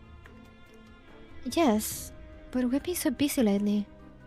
Yishu take care of a lot of things in my stead. It's been a while since she last backed up. If her core got destroyed, she'll lose a lot of memories. If only I had stayed at the outpost. Stop, Yushi. Basti told me this before. The moment you start thinking in what ifs, there'll never be an end to it. So let's leave that until everything's over. Failing. Liu Xi looks at the doll even smaller than her and nods. Noticing her shivering, Failing gently holds her hand. Dushimnanya instead turns around and gives Liu Xi a motherly embrace. Even with the metallic arm's overwhelming force triggering her pain sensors, Liu Xi accepts his warmth. Thank you, everyone.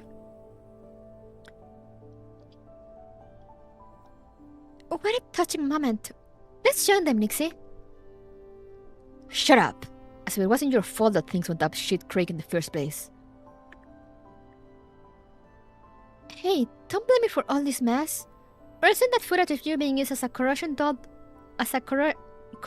blade plus 25 to the commander? Why does she get plus 25 points? Don't you dare! Anyway, with the current circumstances, we don't have enough firepower to retake the outpost. The commander said we could call for Elma backups when needed. I think it's the right time to do that. Asking a human for help? That's an utter disgrace. Don't you have any pride? In the current situation, even 1 or 2 more dolls is all it takes to turn things around. Get us away Mastina, she can handle them all. Oh yeah. It's true.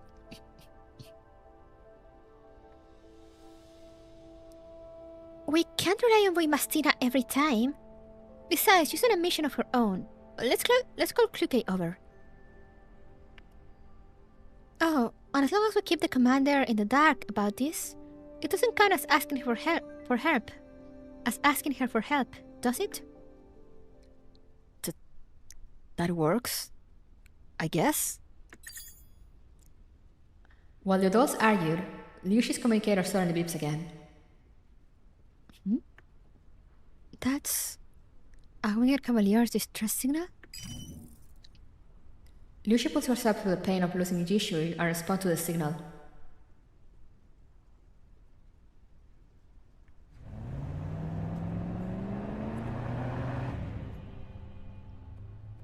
Damn it, this truck is such a pain to drive. Shut up, shut up! Keep driving or we'll end up down there. Ah, it's our head raider. Racing at full speed through the mountain road, they see the truck full of doll frames driven by the 2 winged cavaliers, mechanics, being chased by a horde of elites. Luca, Ivana. It's the boss! Thank God we're saved! Liuxi doesn't hesitate and charges straight at the enemies. Failing to Shunai immediately follows suit. I'm all out. Super, you're up. Huh, perfect timing. I've been itching to do this. Leave them all to me.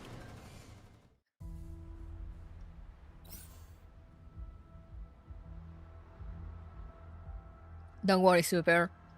I got boy Mastina in here.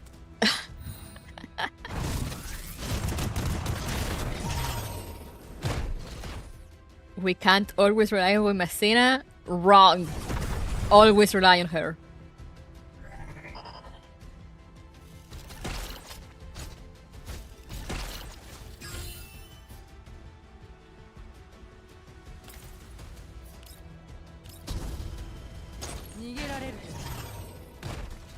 Engine 起動。前進。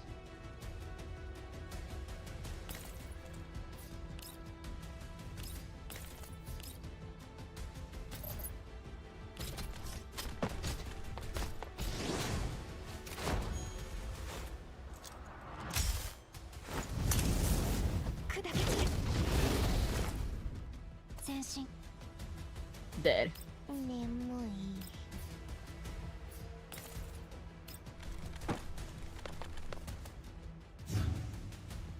Isn't it nice when the belt is exploding the enemy's camp instead of ours? Oh yeah.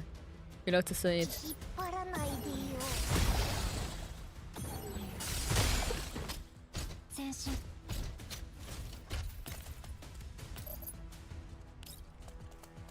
選挙会どうってことないわ。どいて。エンジン起動。 Oh yeah. We're saved. As expected of the boss and her comrades. Wow, Hair Raider! I've missed you. Stop giving the truck nicknames, you dork. Now you'll get upset if it gets blown up. Luca, Ivana, are you alright? Where's everyone else? Realizing there are only 2 of them, Liuxi clenches her fists. With anxiety and fear crawling onto her face, she dreads the worst-case response she's about to hear. Everyone's fine. Really? Here. We need to regroup quickly then. Where are they now? But they all left. Left? They abandoned you and Jishui? No, of course not. We didn't want to end up like this either. But when Luke and I proposed we should go find you, someone said there's no way we could win. Without our weapons or steeds.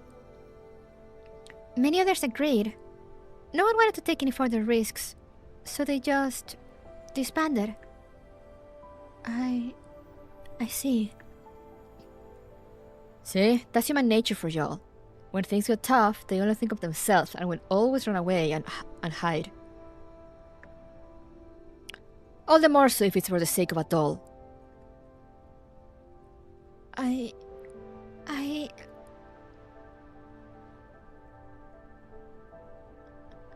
Stop screaming in Russian. They need Google Translate. I need to know what insult you're using. You wouldn't get it.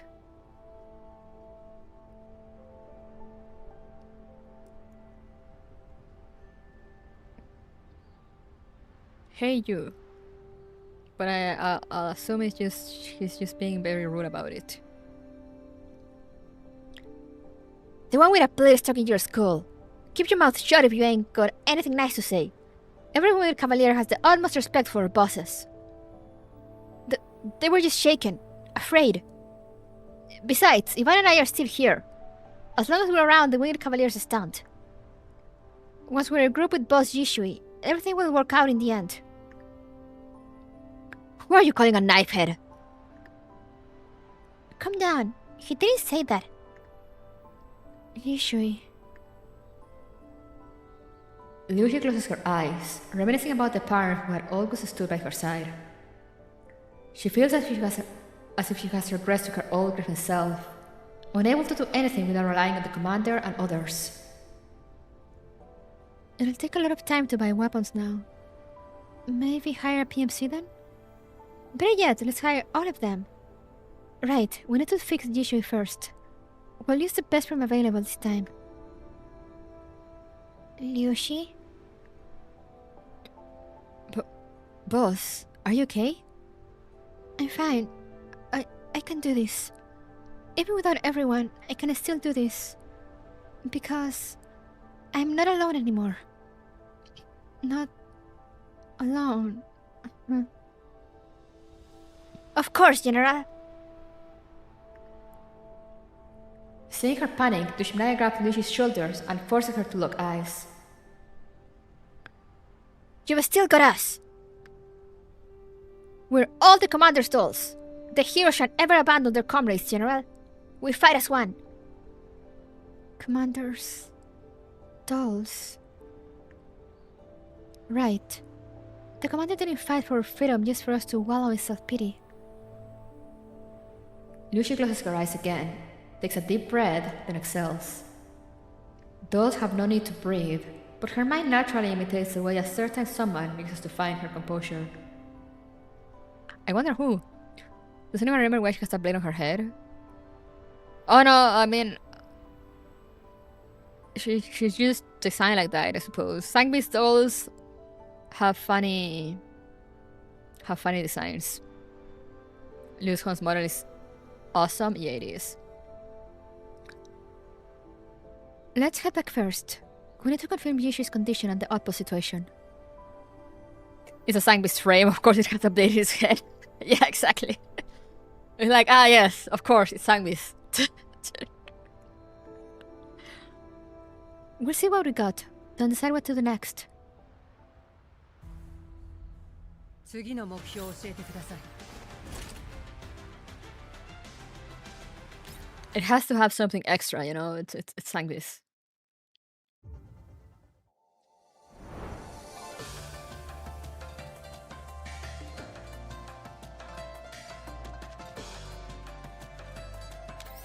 Clarion. When the bugle call of the cavalry echoes across the sky, it means that hope is at hand. Another flashback. Who the fuck are you? Clifton Tonmeyer. So... The Winged Cavaliers and Mr. Pavel's PMC. I invited you over today because both of you recently proposed your own arrangements regarding Cliffwatch Town's future. As your contributions to the town speak for themselves, I hope we can set aside our differences and work together, reaching an ideal consensus here today.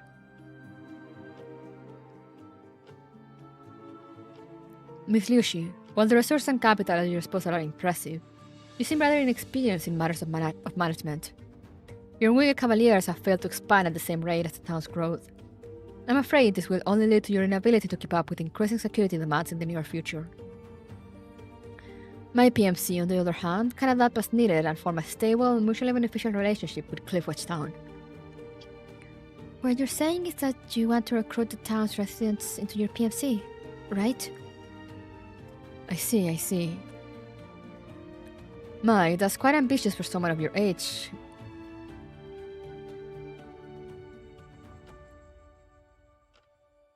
I guess this is the mayor, Mr. Pavel, but how exactly will that benefit Cliffwatch Town? Yeah, there we go. Choice. I don't think I need to remind you how rare it is to be able to choose for yourself in the yellow zones. Monkish people spend their days slaving away at the factory. Venice people fish corpses from beneath the ice sheets to survive. And so far, Cliffwatch has survived solely on its oil mining industry and scavenging scraps. I have the necessary connections to bring major corporate backing. Building new production lines suited to this place is something the Orlo conglomerate has been planning for a long time. They're just waiting for the right opportunity. When the time comes, I plan to invest in arsenals, military academies, and training centers. In return, everyone gets a job, and everyone gets to fill their stomach. What do you say, Mayor? That sounds really appealing.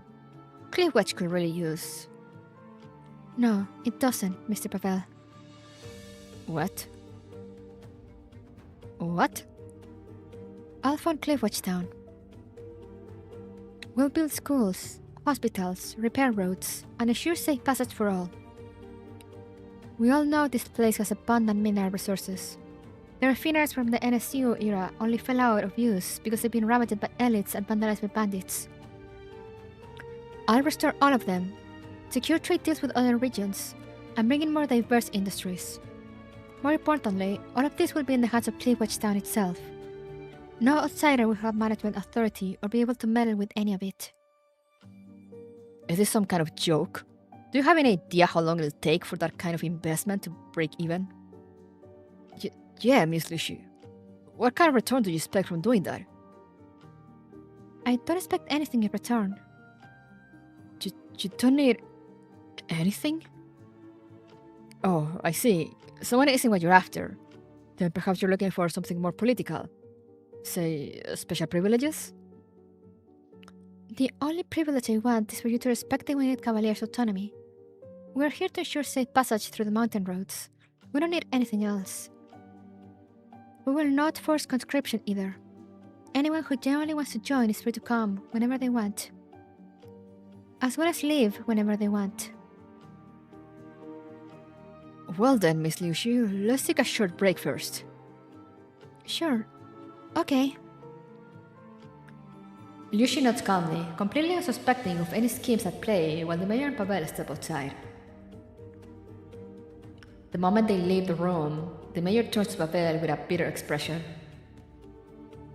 Mr. Pavel, while I'd really love to support the conglomerate, no offer, no matter how good it is, can compete with something that's literally free. If money can change your people's minds, what about fear?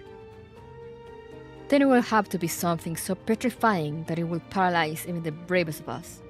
I doubt you can achieve that. Miss Lucia has done so much for the people of Cliffwatch these past 2 years that we trust her almost unconditionally.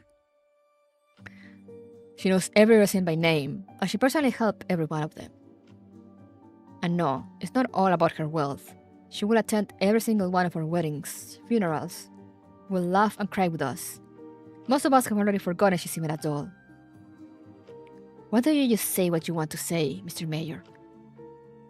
I'm afraid our choice will disappoint the conglomerate, and Cliffwatch Town will miss this opportunity for prosperity. What a foolish choice. Maybe she still has money now, but her purse will eventually run dry. Have you ever considered what to do then? Well, just follow me, Mr. Mayor. You need to think rationally for the sake of the town. Get it? Rationally. That's why the ORC appointed you, don't you think? Back inside, Lucy sits neatly, smiling as the two men return. Miss Lucy, we've definitely seen what you're capable of. But may I ask you one thing? Why are you doing all this? To free this place from poverty. I'm I'm content as long as Cliffwatch Town becomes a wonderful place for people to call home. A home? That's it? That's it.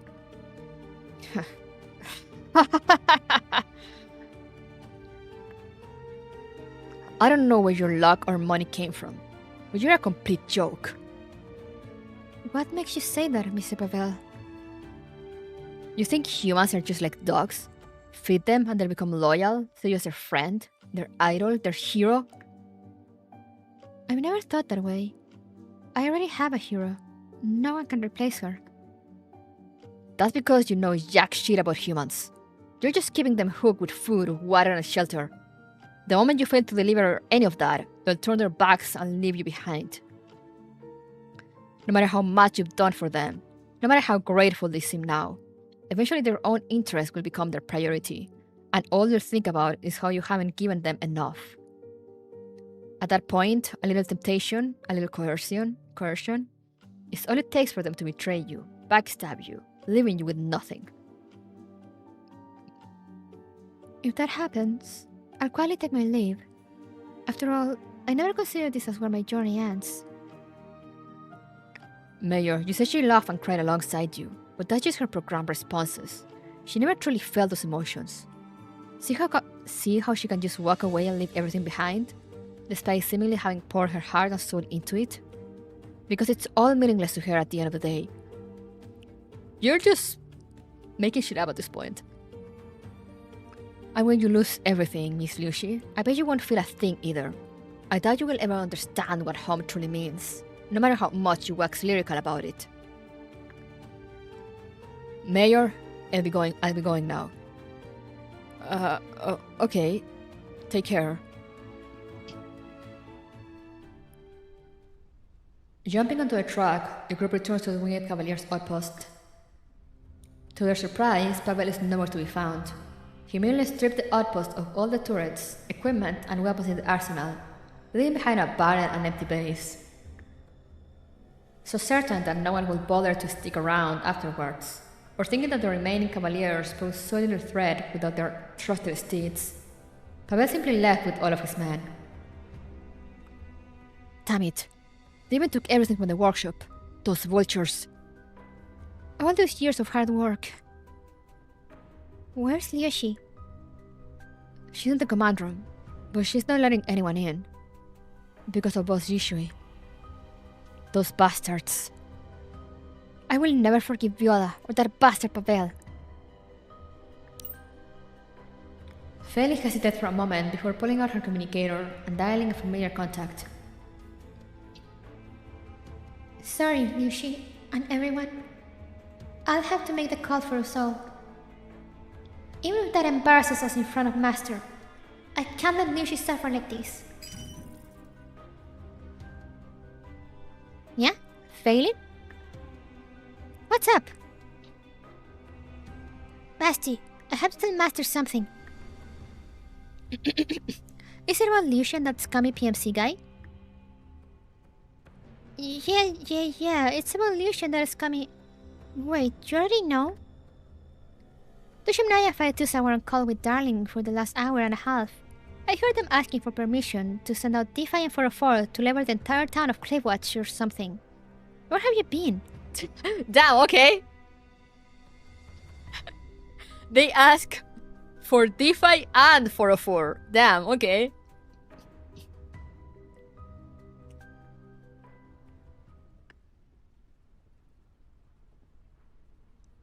After receiving the data transmitted by Dushimnaya and Faetusa, I tasked Lorelei, Liva, and Helen with digging up more intel on the matter. With the data obtained by Faetusa and Sweeper to support our findings, Liva achieved a breakthrough. Muy mastina, do you see that tone? I don't want to. That's peak.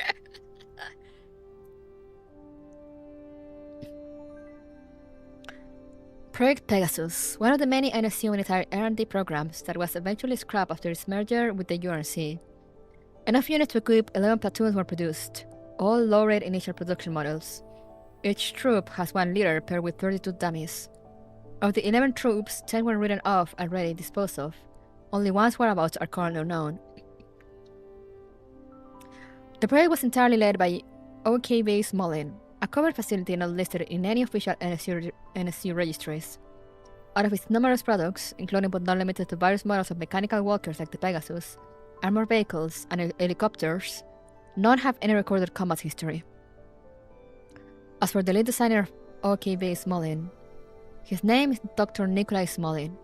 He was a strong advocate for incorporating sanguine technology into the NSU military, his wife helping complete the research on many of his programs, including the Pegasus.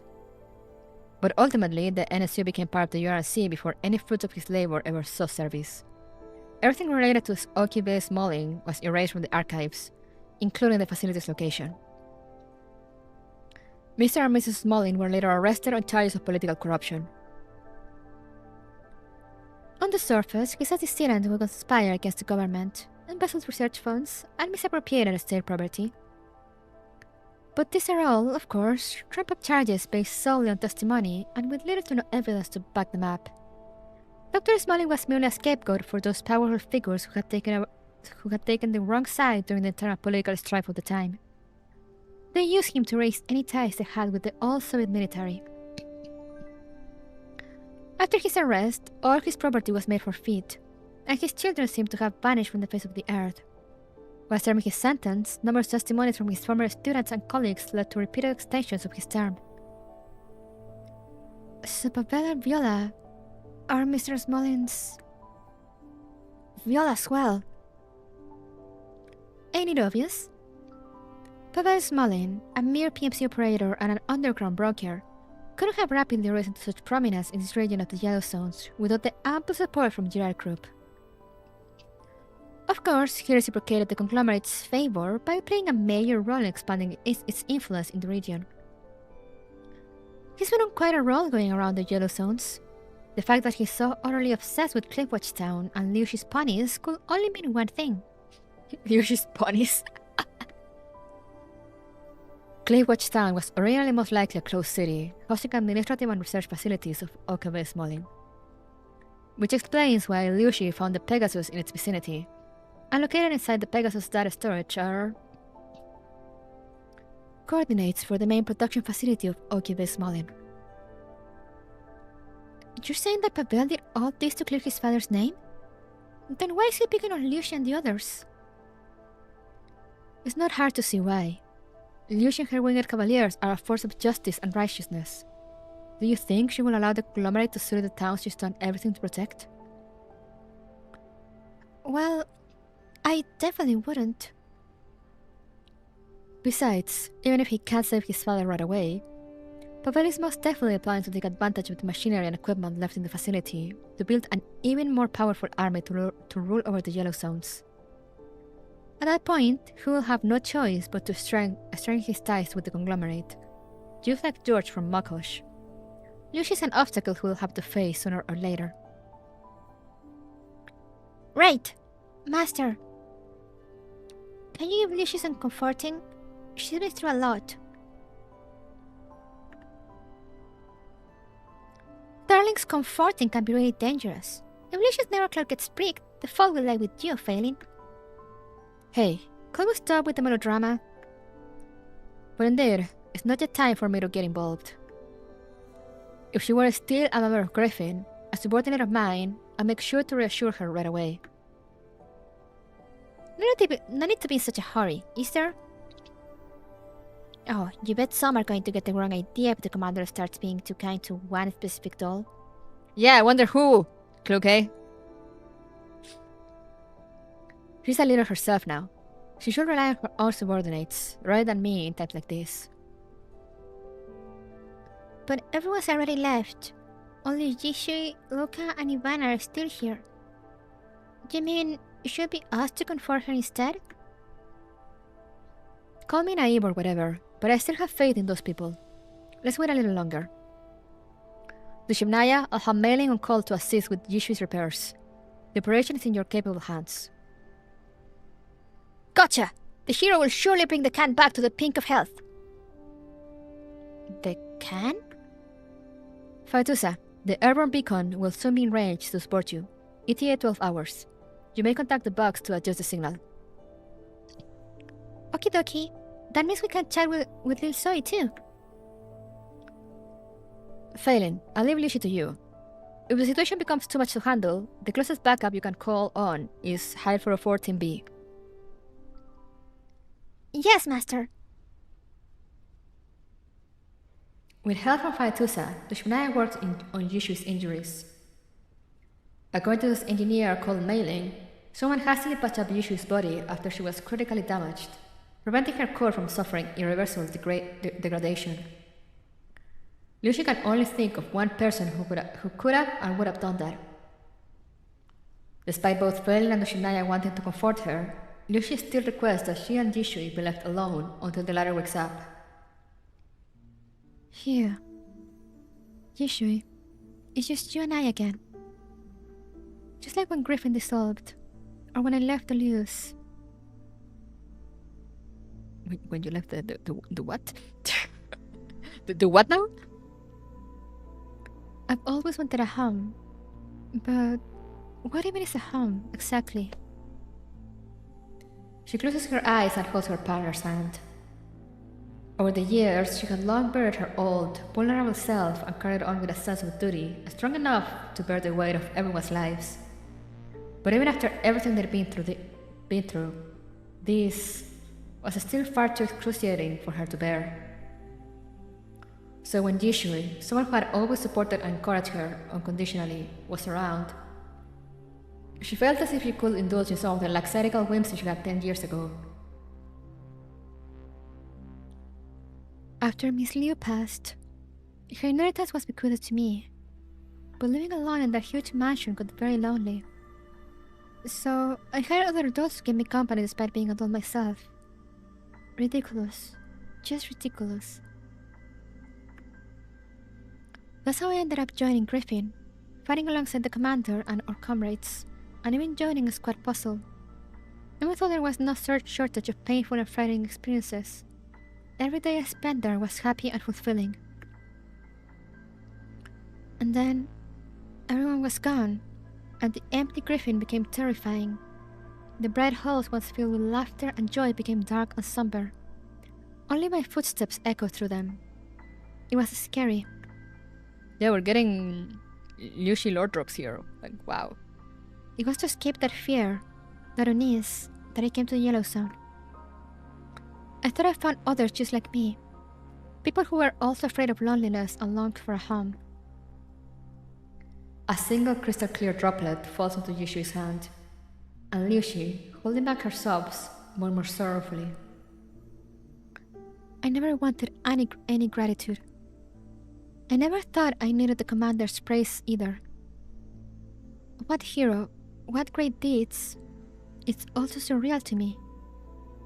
I'm simply passing on what I was given to those that are in need. Is that the right thing to do? But... Yishui, at least, please, don't leave me. Please don't betray me. Don't lie to me. Don't leave me alone in the dark.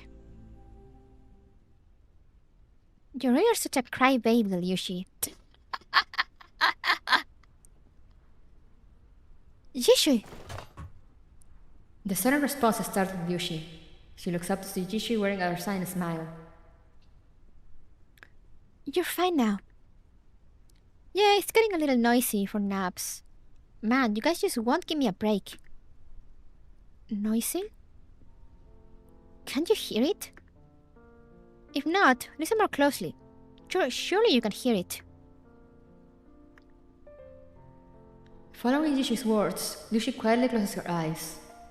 Perhaps because she had been so deeply focused earlier, her auditory model had filtered out all external sounds.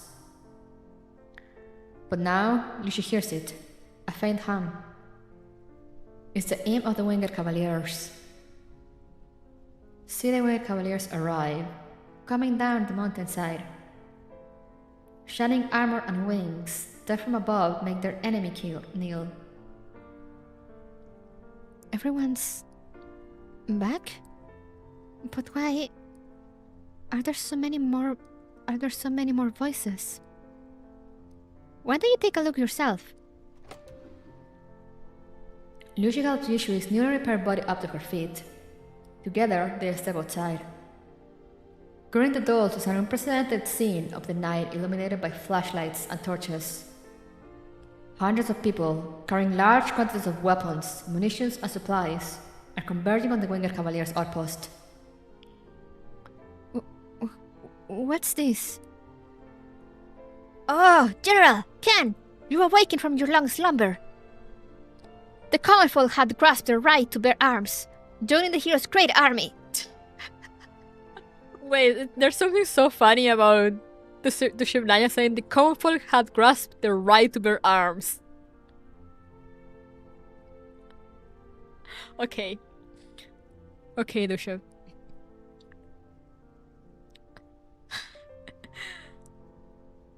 Boss, it's all our comrades. They didn't run away. They realized we didn't stand a chance against Pavel, outnumbered 15 to 1 back then. So they went around the neighboring towns, delivering speeches and gathered as many like-minded folks as they could. Be it guards from Cliffwatch Town or merchants who had received the Cavalier's help, they all came after hearing what happened to Boss Jishui. We've got over 140 people now, and more yet to follow. Even the mayor has come. The tale said the Cavaliers had always looked after the people of Cliffwatch. Naturally, they couldn't just stand by and watch us disband. They even brought all the weapons, supplies, and vehicles they could find. Ah, this is gonna make me cry. Eh? This many? Yeah, how am I supposed to cook for all of them? Lucia staggers from shock and slumps to the ground alongside Jishui. Before their eyes lies a scene with great hustle and bustle, not unlike a night market. People from not just Cliffwatch, but also various surrounding settlements, camps, and villages have also gathered here. You know what they say about jealous and residents? They always be packing something, whether a gun or a whole rocket launcher. What? I mean, it makes sense, but they always be packing something, whether a gun or a whole rocket launcher. Okay. I always thought that was just a Cliffwatch thing, but it turns out it's like that everywhere. Equipment, supplies, and ammo piled into a small hill in the middle of the outpost. Despite most of it being obsolete, it still serves to hint at Cliffwatch's past as a military facility. The Cavaliers can thus change into their new gear and new weapons. There are 30 men with combat experience wishing to fight alongside us. But they put everyone in danger because of me. Miss Liushi, this isn't just your fight anymore. Yellows and residents are basically playing Fallout, makes sense. Yeah, it does. Mr. Mayor. If Pavel takes over, he'll surely forge closer ties with the conglomerate. Considering his relations with the settlements have only deteriorated after the Makushi incident, it won't be long before violence becomes the only way to settle things. Cliffwatch Town isn't exactly the most well-off settlement out there, but thanks to you, it has enjoyed a relatively peaceful time these past years. We've come to appreciate and value that peace more and more. Miss Liushi, you once said you wish for this place to become a beautiful home, but you also said you'll leave sooner or later. Indeed, Mr. Mayor. Well, then, Miss Liushi, do you know what home means? It means a place you can always return to, at any time, for any reason. I understand now. Thank you. Yishui, Liushi. Master told me to update you on Pavel and Viola's info. The commander... She's found out what's going on here? That line got me? Yeah. Yeah,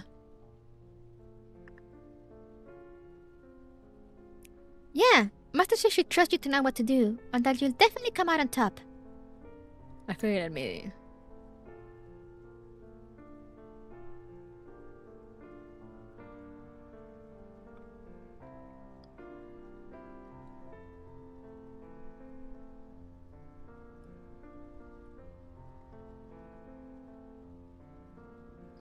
so I can cry about it to my sister.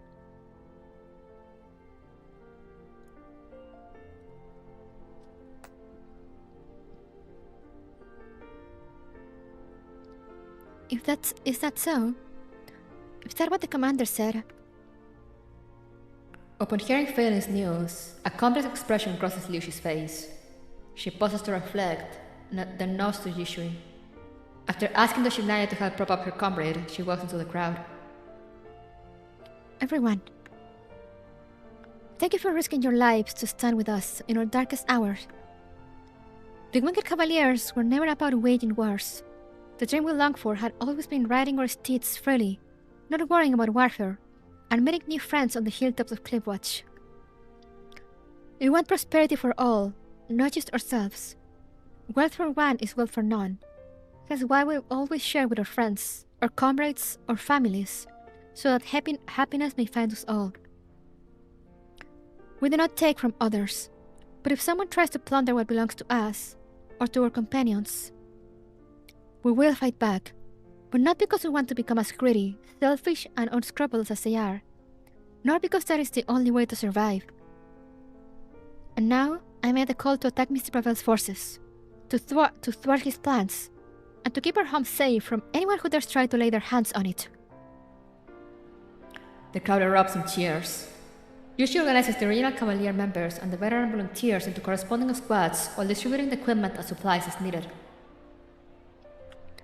Boss Yushui, it's meal o'clock. What? You want a freshly discharged patient to cook for you? If not you, who else? David took all we had in the freezer. The only thing left was Boss Liushi made last night. Hey, how dare they? I only messed up that one dish. Anyway, do your best to get some rest. We'll head out in 1 hour. Praise you, my general. Hell yeah. Hearing the thunderous cheers, Lucy smiles and wipes the tears of the corner of her eyes. She turns around and notices Yishui arguing with Dushibnaya about which ingredients to use for cooking. Then suddenly asks her, Yishui, do you remember who patched you up? It was Viola, and I think I heard her say something to me. What did she say? She said that we can't win. I suppose she meant well. She can't exactly betray her brother, but didn't want us to get hurt either. However, how will we ever know unless we try? Yeah, let's go!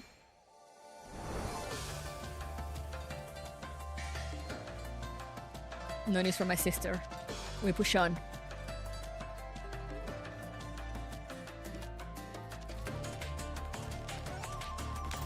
Encirclement. The light of the flame dyes the pit-black mountain path a bloody red.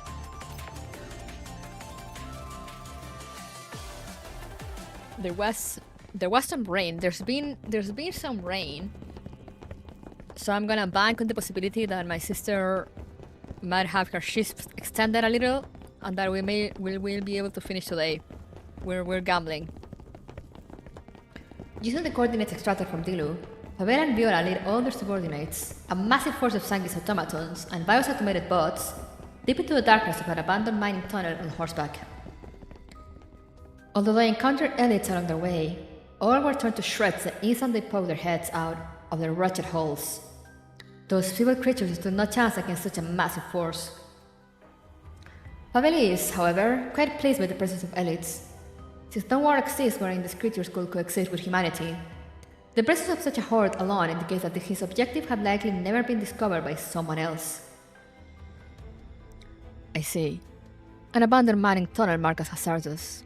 That will certainly keep but the most suicidal idiots from wandering into here. Hey boss, these cores are incredible. They even come with built-in radiation sensors and emergency evasion systems. They were designed as frontline military hardware. Features like those are a given. No. Brother, those features were specifically added by Vixie's Liushi because she worried about everyone's safety. Oh wow. Even as that's magnum opus, they only became such gentle steeds because everyone in the Cavaliers kept testing and improving upon what that started. Viola, I understand that you value loyalty and friendship, but it's time for you to let go of those dolls and the Winged Cavaliers. Even if we did nothing, those two wouldn't last long in today's world. Not with that naivete. There are only two things you can put your trust in: family and power. While Pavel is lecturing Viola, the recon teams report back with an update. Several dogs in a crowd are rapidly approaching from 6 o'clock. Pavel is baffled. He didn't expect Lucy and Yushui to allow these men to charge into what effectively is certain death. After quickly weighing his options, he gives a hand signal. Set up an ambush along the outer perimeter.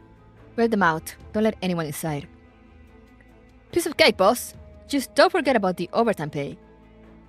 Of course, I'll triple the bonus. Ooh, I'd have shot the president for that kind of money. Now, get your asses going, rookies. The examining automatons will take your orders from now on. But if combat losses exceed 30%, as per your contract, you'll be liable for compensation. So don't expect any bonuses if that happens. Well, it's just a dozen winged cavaliers without their steeds. Relax, we won't get your toys damaged. Indeed, Miss Lucy, you may hold more wealth than I'd ever have. But you don't understand how to use humans. More importantly, you don't know when it's time to discard them. And to do so without hesitation. Damn, and then he cheats on dolls for doing that. The hypocrisy is off the charts. They're here! Everyone, fall back behind cover. Dushimnaya, Phelan, Yushui, I'm counting on you. No problem. You focus on commanding. The forces of chaos may outnumber us, but the power of courage and friendship are on our side. Hark, for victory shall prevail for the forces of good. Even if we stand to win, the casualties will be severe. The enemy still holds an overwhelming numerical advantage despite reinforcement from Cliffwatch Town. Miss Liushi, as discussed earlier, we need to hold position until the airborne beacon arrives. Until then, preventing them from retreating back into the tunnel is all you need to do. Please try drawing as many of Mr. Pavel's men and mechanical units into the open as possible, especially the Samis machines. The more the better. Understood. Observing the commander's stratagems had always been a hobby of mine. Now the time has come for me to employ the very same tactics. Before Yishui and I left Griffin, Professor Persican once told me, a certain possibility is blooming within the narrow clouds of those who once served under the commander, like you. Now it's time to put that possibility to the test. I'm sure everyone can do it. Luke has probably killed more human than he's talked to. It's true. You don't understand human emotions. Don't watch as I send all my men to be cannon fodder. Yeah, exactly. Leave me with water while Mastina shoots her rockets.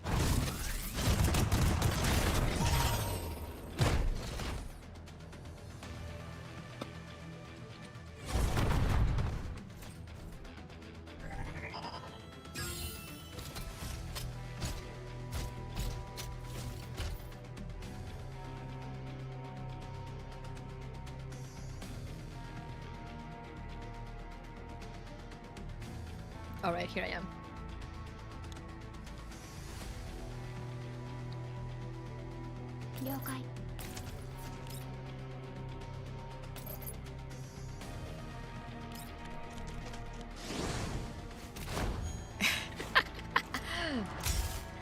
Yeah.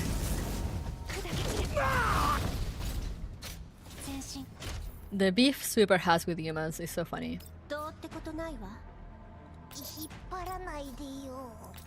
It's like, girl, you weren't even there when Elisa went rogue.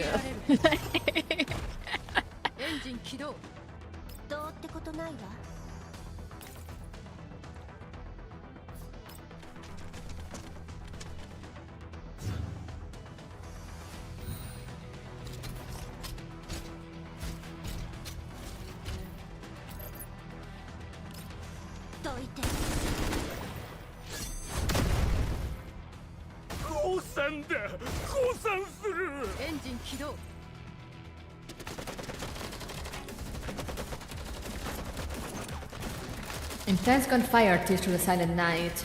Most of flashes illuminating the dark mountain road with dim crimson glows. Despite their bolstered numbers and high morale, the lack of heavy weaponry and the absence of their steel steeds place the Cavaliers in a difficult spot. It's only thanks to Dushibnaya's pinpoint marksmanship, Felin's high-risk hit-and-run maneuvers, and Liuxi's deliberate positioning of the humans toward the rear that the frontline even manages to hold. These idiots! Get off the horse if you can't ride! What have you been doing? Oh, not the time to rant. There are too many Sanguis units on the flank. We can't hold on any longer. Don't let them encircle us. The general is under fire. Go lend her a hand, Khan. Leave this to us. Yushui nods and looks at Liuxi's squad, currently enduring heavy bombardment from the front. In that moment, Liuxi is still trying to draw enemy fire while covering her comrades, using precise shots to pick off approaching hostiles whenever the opportunity presents. Understood. You two hold the line. The hero will never fall to such paltry strategist, what are you doing? That's the number 3 on the commander's most adorable posted tire list, as ranked by dolls on board the Elmo. What?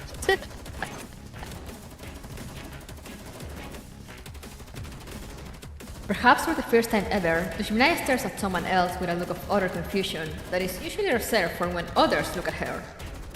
Fetusa stands fully upright and gazes at the canopy above. Her feet together, both arms raised sky high at an angle. Dushibnaya watches blankly until a bullet knocks Fetusa to the ground, snapping the doll back to her senses with a squeal.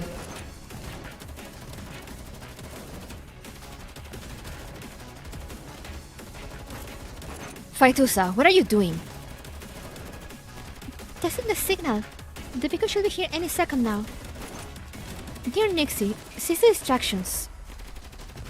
Didn't I tell you before that you couldn't control those Sanguis machines because your clearance level was too low? Why are you bringing that up now? Put the pilots in already, little Foxy there. Little Foxy there is about to get overrun. Felly's doing fine. You should start trusting your comrades more, you know? You're the odd one here, Nixie. After I took over several Sanguis machines myself, I realized that the problem wasn't that your clearance level is too low, but rather that the designation of sweeper simply does not exist in their database. In other words, they saw you as just another machine running the August protocol, nothing more. Ouch! And you're telling her all this in the middle of battle? So, strictly speaking, you were never officially part of Sanguis Ferry. What? Oh my, Nixie. Always rambling about Sanguis this and Sanguis that. My, how could we let such fervent proclamations be fictitious? So up next, I'm going to directly inject the existence of Sweeper into their mind. Ah! You can do that? With the biggest massive bandwidth and everyone aboard the Elmo helping out, yes. Don't believe me? Just watch. Don't believe me, just watch. Having completed her overclocking instantly, Fetusa sends a powerful pulse that every doll present could sense rippling across the battlefield. Suddenly, all machines utilizing Sanguis technology freeze in place. Scouts fall out of the sky, while Aegis laying down suppressive fire suddenly stopped moving. Following several seconds of uncanny silence, they slowly turn toward Fetusa. In that very moment, Fetusa hands control of the body over to Sweeper. Now, my dear Nixie, it's showtime.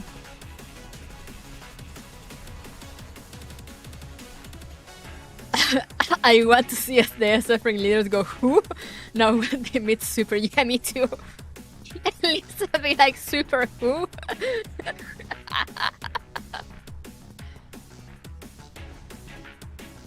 She lifts her head and sees the Sanguis automatons kneeling reverently like subjects before a monarch. Even one of Pavel's mercenaries being sent tumbling from his steed by taking a shot to the knee doesn't elicit a reaction in them. Sweeper steps forward, glances over the kneeling Sanguis subjects, and flashes a cryptic smile. Fetusa, you truly know what pleases my heart so. These lines! I don't know why that was so funny to me, considering how she normally speaks.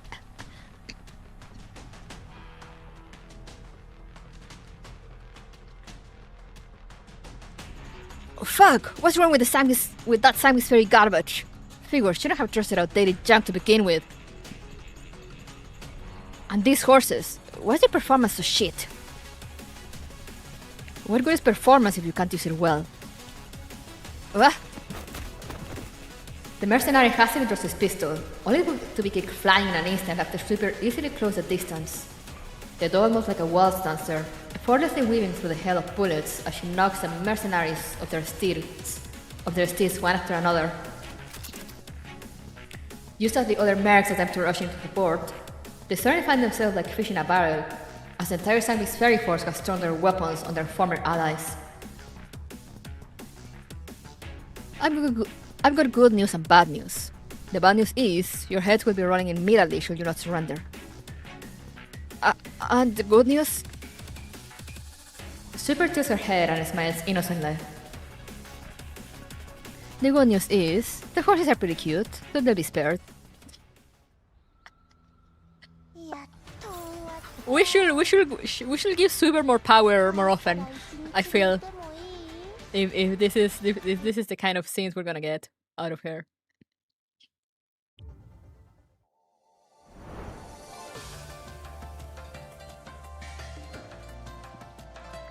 Let me check on my sister. Nothing yet.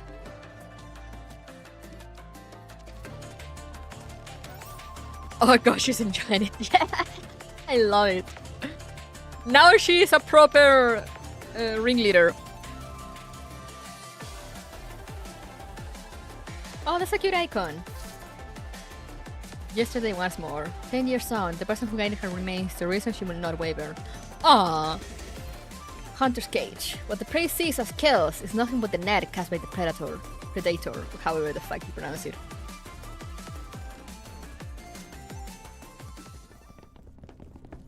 After capturing Pavel's subordinates and shooting down most of Sangbi's automatons against Sweeper's will.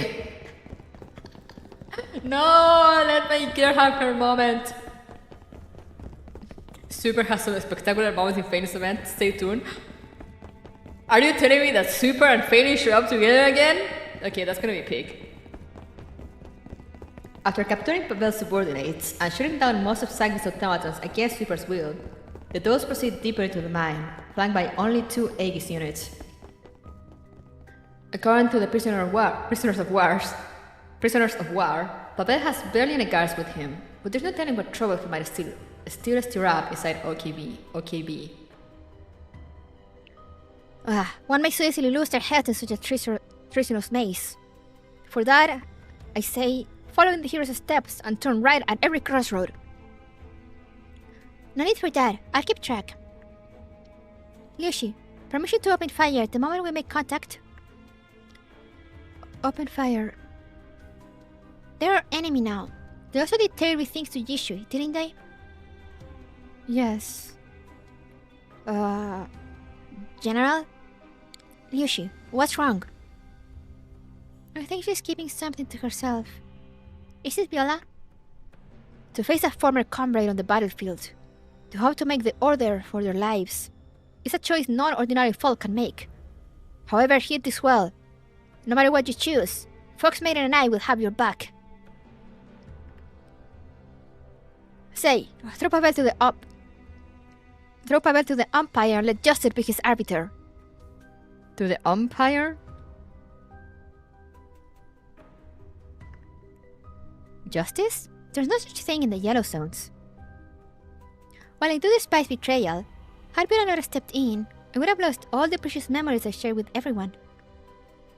So, as long as we can stop them from making further mistakes and get Dilo back, there's no need to worry about my feelings on the matter, Liushi. OKB refers to the Russian-Soviet designation of research bureaus stations for specific projects or scientific research. They exist IRL and give front and they also include relic sites. Oh, I see. The arsenal is just a weapons research site and a relic site. I see. That's how you weaklings get trampled over. Someone like that will only come back and backstab you if they're spared. You need to rip out the problem completely, roots and all, if you wish to protect those who follow you. Yeah. I really need to consider how to deal with Mr. Pavel and Viola. Lucy ponders. In the past, whenever bandits were caught, she usually handed them over to the local leader. Punishments differ from place to place, and the Yellowstones as a whole have neither time nor resources to waste on humanitarian considerations. Thus, hard labor or execution usually awaits the convicted criminals. But the action that Pavel took against the Winged Cavaliers would be a difficult arbitration for the mayor, given both sides' military strength is far greater than that of Cliffwatch Town. Of course, the Winged Cavaliers are undoubtedly the victims. Be it to get back at him, or to rid herself of a potential threat, Lucia has every right to shoot Pavel dead on the spot. But could that really be considered justice? Just as Yishu told Lushimnaya, justice is an obsolete concept in the Yellowstones. There is no agreed upon definition of what justice is, only one's own beliefs. Can I really make the call? Had Shimnaya failing and I not chased after Dilo recklessly, maybe the outpost wouldn't have fallen. How's that even your fault? Pavel was right. I was never trained to be a leader, nor am I too bright when it comes to schemes and myriad manipulations. I've only made it this far through sheer luck and imitating what the commander did. Do I really have the right to determine someone else's fate? Liushi, sorry for responding such discouraging words at a time like this. Lucy shakes her head, signaling to everyone that she's made up her mind. At the very least, she understands that she shouldn't shake everyone else's resolve at a time like this. But the bewilderment that renders her heart asunder stays her feet, and before she realizes, Lucy has fallen behind the group. Suddenly, one of the two Aegis units turns toward her and poses a question filled with concern.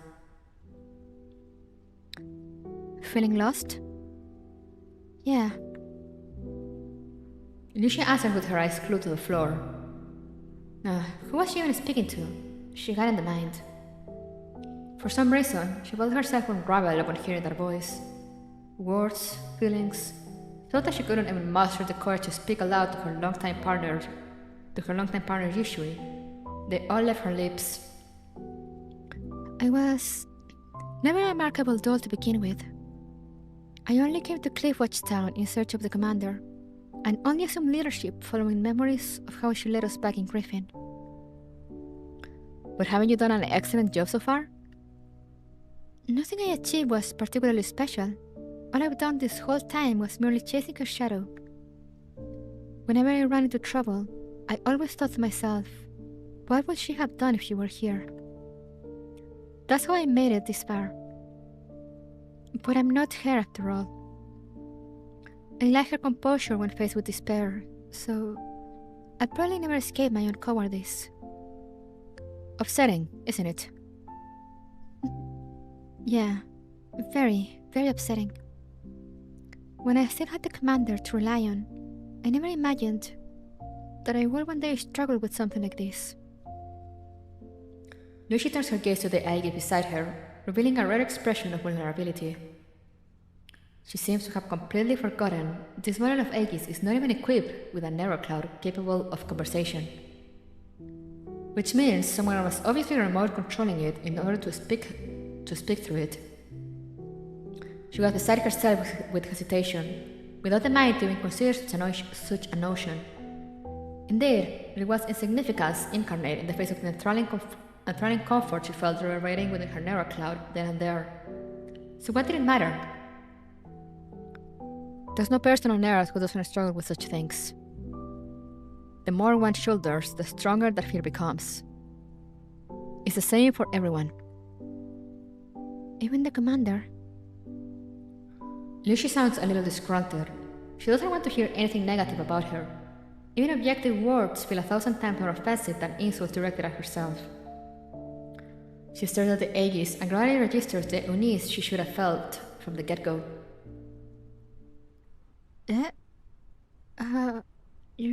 You're... There's no such thing as a decision that's 100% correct. A decision made means unnumerable unmade. Terrifying, no? In such times, finding the right path requires you to rely on others.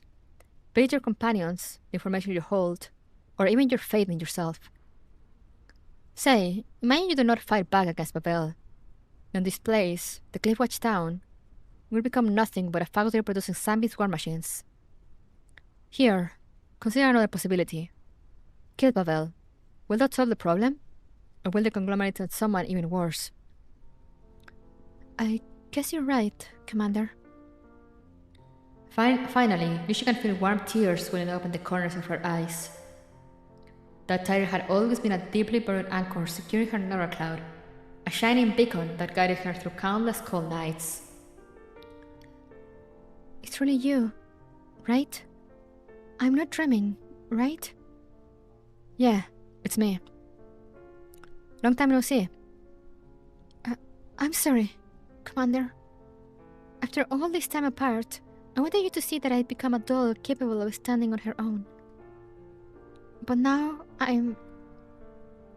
No need to apologize, Lucy. Listen to me first, alright? I read a lot about Cliffwatch Town, as well as the Winged Cavaliers ever did. You figured out the proper way to help people of the Yellow Zones before me. You weren't imitating anyone. You found the right path through your own means. That's honestly incredible. Commander? That's not the case. I still doubt myself all the time. To be without doubt is folly. It will never be a sign of weakness. In fact, it only goes to show how deeply you treasure your companions. Regrettably, such struggles will always exist. Commander, have you also struggled with these things? Don't tell me that you think you're the only one who ever questioned whether you hold the right to dictate the other's fate. So, when you struggled in the past, have I ever served as a source of strength for you? I can't even begin to count how many times I drew strength from all of you. It's entirely why I'm still moving forward today. Then, can I count on you to be my strength now? I will do everything I can. Lucy takes a deep breath. By the time her head is raised again, the confusion that plagued her eyes has all but dissipated, replaced by an unwavering determination. The person who gave her guidance 10 years ago will once more give her a reason not to falter. That's all I needed to hear. I believe in myself, just as I believe in what my commander said. Despite doubt and fear, determined we press on. That's a line.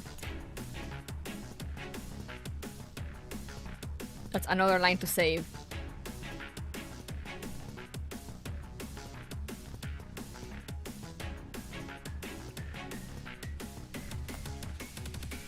Right after the dolls break through a door that Pavel went through earlier, the surrounding space suddenly brightens up.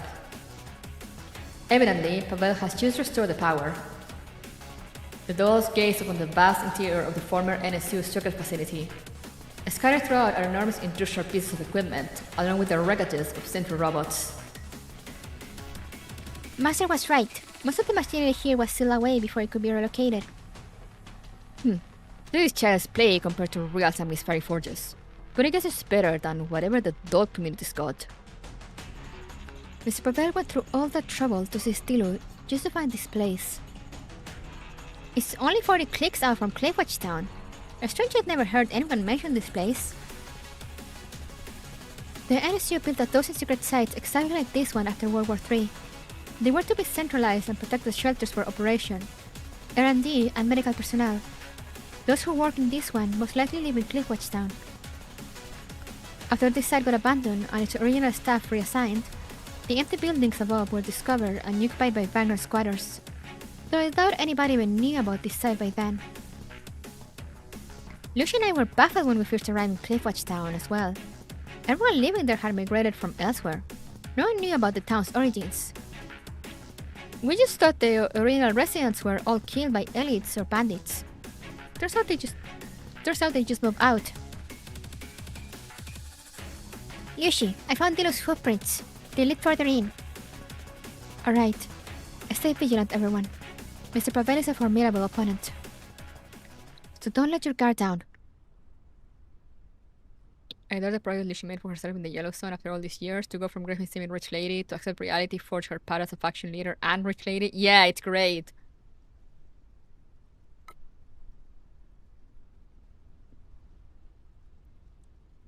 I think so far she's been one of the greatest developments we've seen from all dolls. News of all his subordinates being taken prisoner and the complete destruction of his corporate backseating formation reaches Pavel. Such an overwhelming sense of defeat leaves a searing mark deep in his heart, as if he had been branded. Fortunately, he still has the intoxicating dream of the imminent, promised victory to dull the burning pain from that whiplash. Pavel turns his attention back to the terminal before him. After multiple long-winded restart attempts, he and Viola finally succeed in awakening a decade-old machine from its slumber, restoring most of the factory's functions. During their hasty evacuation, the Soviets left more in unarchived modeling than just the Pegasus and the machinery. There are also several combat mechs that were never completed or couldn't be relocated. Though putting those to use will normally require an operator, Pavel has his own ways of harnessing their power. As such, when Dolph's encroaching footsteps echo in the distance, Pavel mounts Stilo with an almost delighted smile. He turns to his younger sister and removes the pendant hanging from his neck.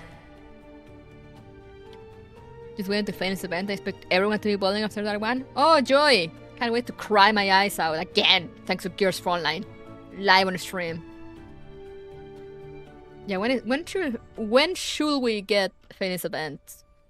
Theoretically, since, you know, Mika will be Mika. Viola, take this. I just transfer all the valuable data into the key. Big brother, this is... I will win this. But if something happens to me, hand this key over to that person. He'll ensure your safety on account of the intel inside it. Big brother? Let's just leave, brother. What could be more important than saving Dad? It's not that simple, Viola. That Reggie Yard with whom I struck a deal is already dead. No one can guarantee that the conglomerate will still honor his promises. And no one can guarantee that Dada can really buy your old man his freedom either. But we've worked so hard for this. That is exactly why we cannot let all our efforts go to waste.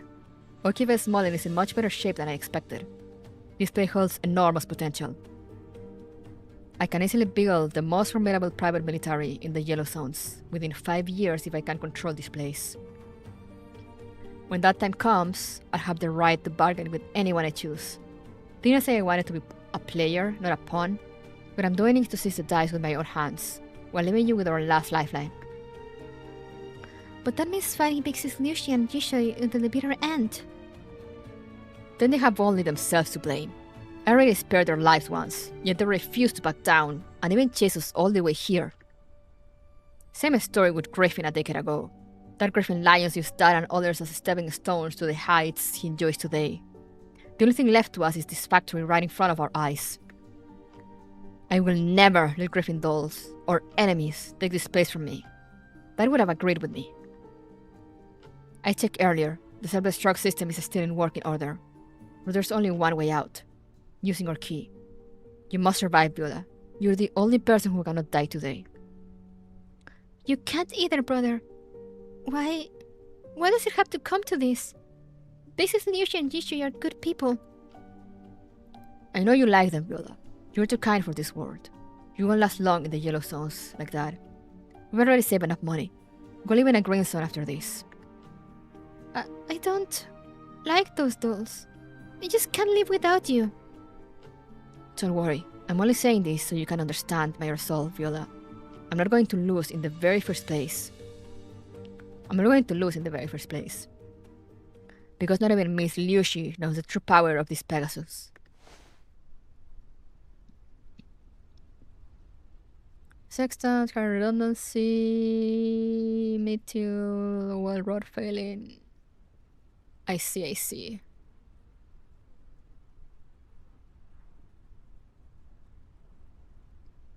And yeah, I wouldn't be surprised if they drop Iliad for Annie, considering how everyone is going crazy over it.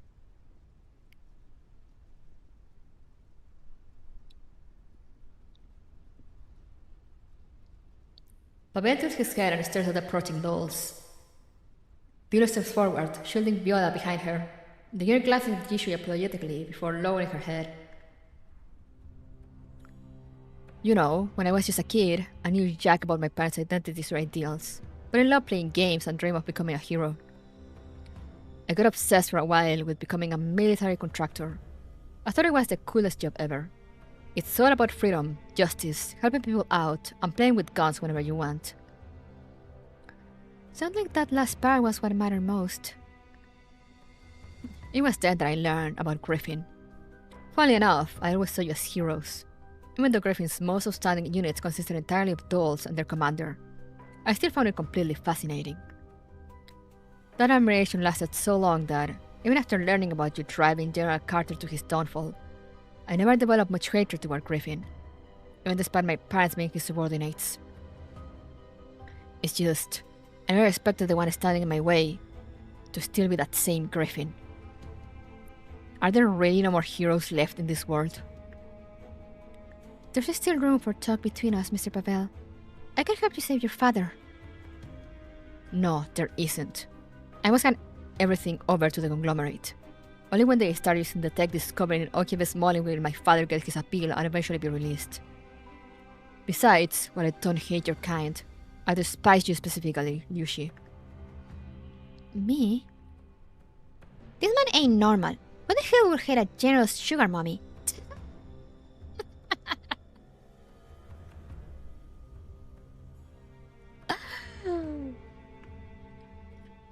Because despite possessing all the wealth a man could ever desire, the thought still pursues ideals humanity has long since abandoned.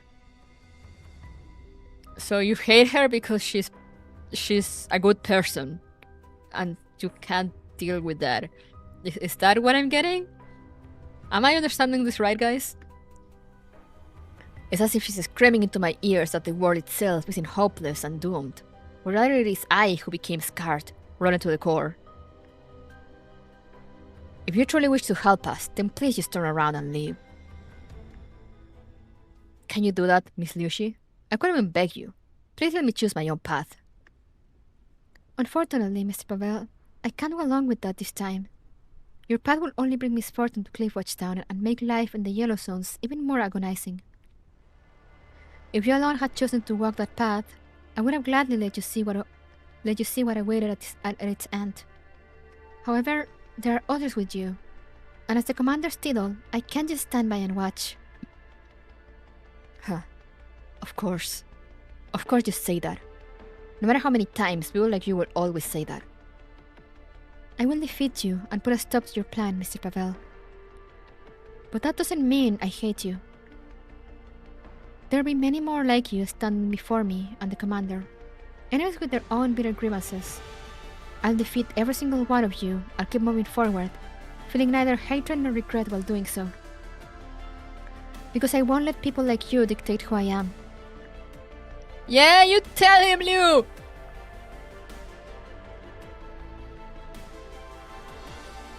He is not as smart, to put it lightly. He kinda is like an acting teenager. I wonder how old he is. Pavel stares in disbelief at the doll before him. She has become a completely different person than before. Realizing he can no longer shake her resolve, Pavel switches to his other approach. Pegasus. The steel steed's eyes glow blood red. Almost simultaneously, the surrounding mechs spring back to life, raising their barrels at the dolls. An already feeling with the final boss. I'm so hyped. It's not time. Give us cover. I didn't expect. Dilo can control more than just the steel steeds. Did the military manage to reverse engineer the Zambis Hive network? I told you, the Pegasus isn't your average Walker. It's got everything a command platform will need, designed to be issued to elite dolls with full-on command modules, a true force multiplier on the battlefield. Every weapon still operational in this factory is under its command now, and there are quite a few of them. With the Pegasus, I don't need anyone by my side to wage a war. Just a little longer, Dilo. I will bring you home. Those machines may be relics now, but they were still built for warfare. Don't get ahead of yourselves, everyone. Don't you worry, War Master and I will simply unleash another combination attack to put an end to all this. Mr. Pavel is taking direct control of all the mechs through Pegasus. Their firepower will be overwhelming. Please be careful.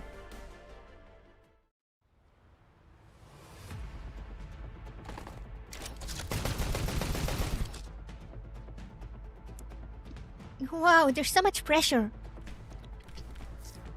I expected nothing less of an awakened battle steed. That entrance was truly worthy of a last boss. No, we still haven't gotten the boss entrance to ship. Mr. Pavel's using Pegasus. I'm taking command of all units' fire control systems. The incoming barrage is going to be very dangerous. Everyone, be careful. We're fighting Honses. I'm gonna keep with Mastina in here just because I'm kind of... I don't want to take too long.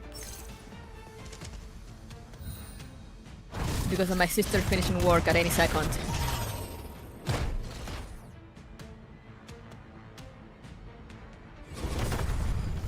Okay, you resisted, good. Where is the ammo for that thing? Yes.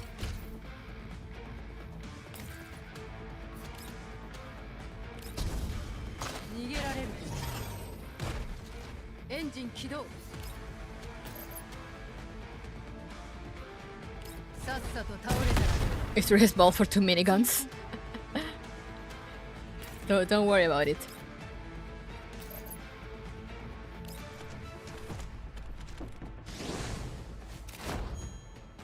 Tell your sister you'll pick her up after fighting for the greater good. I really did that yesterday. I wanna hopefully try to avoid it today.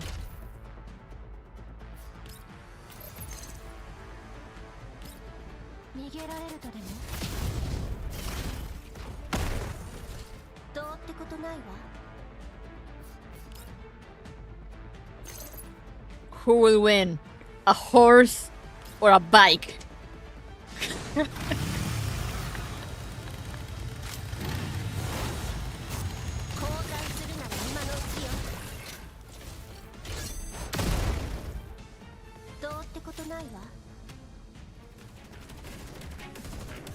Full-on combat mechs and armored vehicles aren't something rifle bullets can stop. Although they aren't fully stocked with ammunition, a single hit with their main armament is enough to tear any adult frame into pieces. Despite this being Pavel's first time commanding through Dilu, he's clearly undergone extensive prior training, and his control over her is far from clumsy. Unfortunately, Pavel himself remains the weakest link in his plan despite his efforts. The dot movement is simply too fast for the human eyesight, reflexes and input speed, all of which are unquestionably holding Dilu back. Super is the first to seize the opportunity. He dodges Dilu's suppressive fire, closes in Pavel before bringing down her blade. Although the energy shield briefly blocks her strike, the residual force still tears open Pavel's sleeve, making Beulah scream in panic. As you said, this thing was designed for dolls. Use us Elite Sanguis Feridos specifically. Your mid-back processing speed is nothing but dead weight. Should I teach you how modern warfare works? Oh, come on, Nixie. Don't remind him.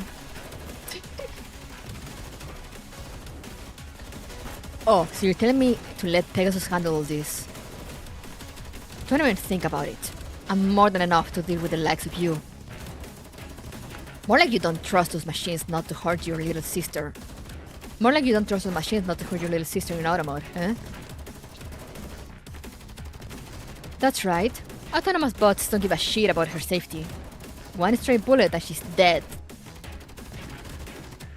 What's this, Pavel? Afraid that might happen? Terrified? Aghast, even? This girl is definitely reliable. But why does she sound so... Sanguis Fairy? Well... you see.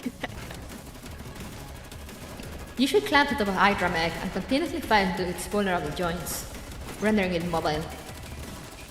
The Shimraya then rips off its main cannon and fires at the autonomous AFB pursuing Liushi, with herself thrown flying by the recoil.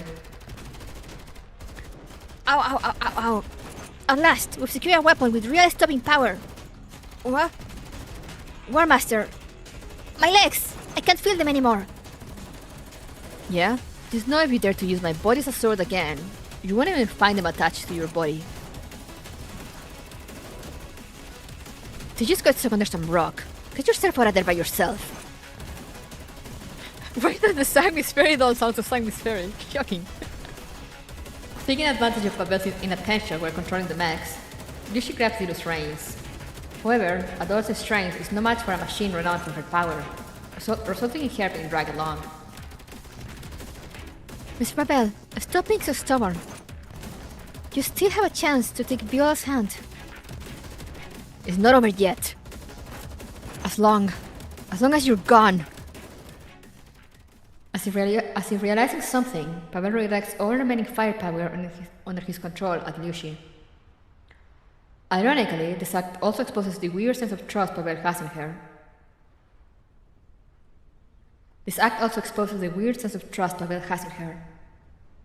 Because no matter what it came down to, the idea that Lucy is going to rope Viola into this has never once crossed his mind. In fact, he's almost certain that she will do everything in her power to draw the danger away from his little sister. It's only after inputting the command that this dawns on Pavel. His trust in this enemy has far surpassed his trust in himself. Dilu, halt!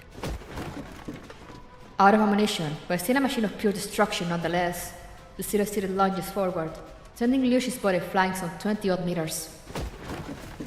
Super tries to hold onto the reins as well, only to be thrown aside. Dilu charges recklessly at Lucy and lifts her front hooves right into the air. Staring at Lucy on the ground with the horseback, Pavel lets out a victorious roar. Brother, no! Lucy! Lucy rushes toward Lucy, but the scene that follows leaves everyone stunned. The steel state suddenly freezes as though it has crashed. Her iron hooves suspend above Lucy without ever falling. Dilu's eyes flicker between red and blue, reflecting the struggle in her heart.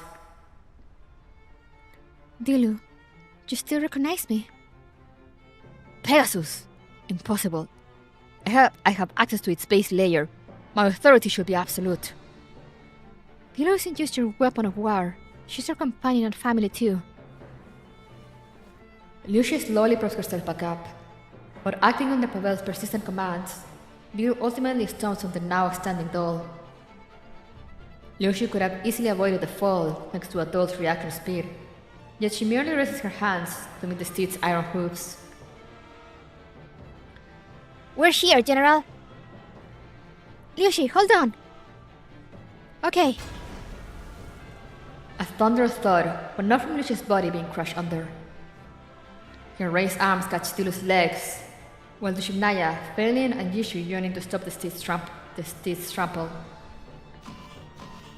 Pavel notices Dilu's turning blue for longer than usual. All the while, his control over the remaining combat mechs grows increasingly sluggish. Viola, you need to leave, now! Realizing that his defeat is imminent, Pavel only orders Dilu to break free from the entanglement, sending Sweeper 30 meters up into the ceiling with a powerful kick from the hind legs. With more and more mechs down or destroyed, Lucy clings to Dilu's neck tightly. Pavel points his gun at Lucy, only for Dilu to defy him, constantly keeping herself in line and refusing to give him a clear shot. In the middle of all the chaos, Pavel glances at Viola to check whether she escaped this mess, only to see her running toward the factory terminal and inserting both encryption keys at once. Stop! All of this! Now! With the interface showing 7 mechs still connected to Pegasus Mark I, Viola practically screams as she slams her face onto the controls. Almost immediately, the rampaging combat mechs cease their activity.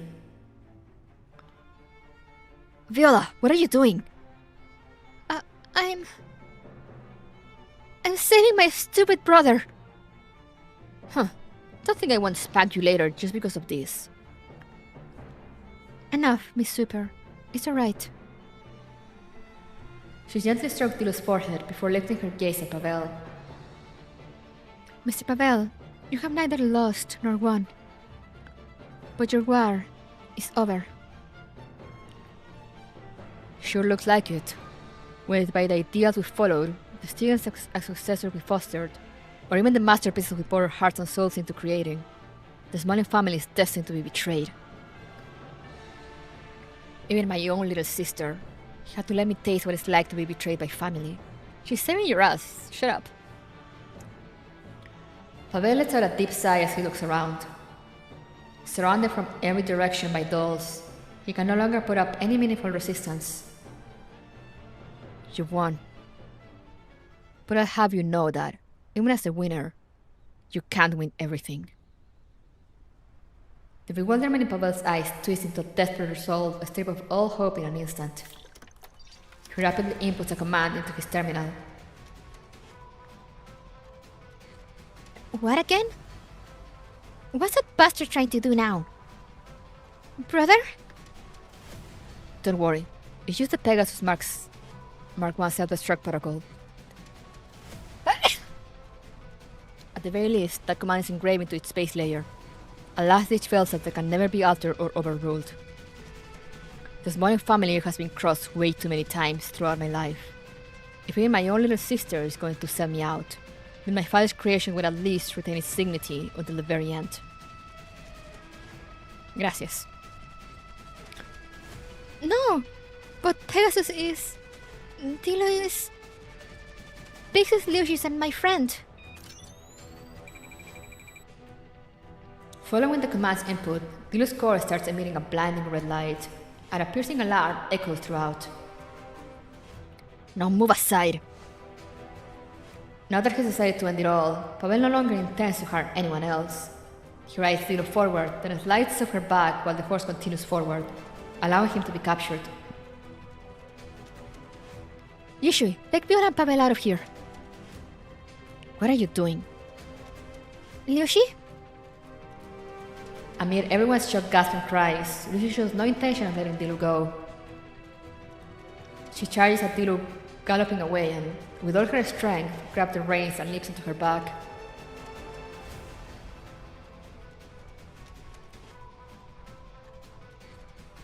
Liushi! Yushui shouts, intent on stopping Liushi, but it's already too late. A blinding white light engulfs everyone's visual sensors, and those can only watch as Liushi is swallowed whole by the Radiance. Dilu, do you still remember who your master is? Liushi's whisper is completely devoid of her usual gentleness. The commanding authority in it feels so imposing that even Yushui finds it uncanny. Amidst the blinding radiance, Yushui realizes that something within Liushi has just changed. She's still Yushui's best friend and the leader of the Winged Cavaliers, but at the same time, she's no longer the Liushi that she used to be.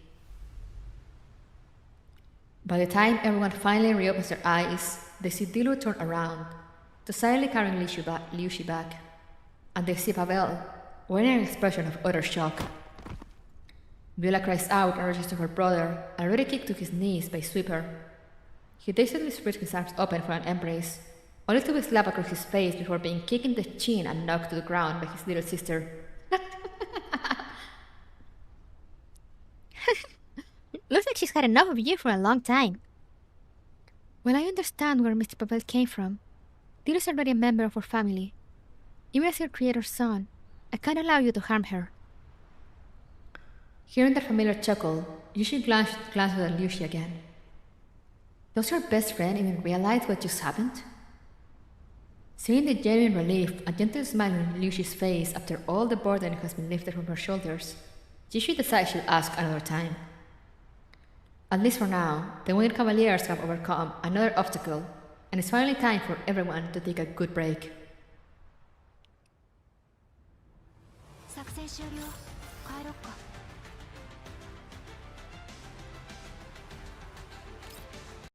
Oh boy.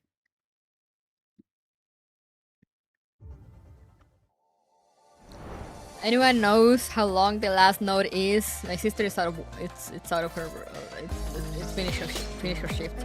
Words.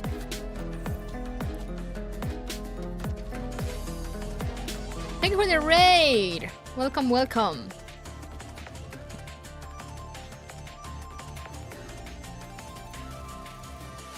Thank you so much, Jason.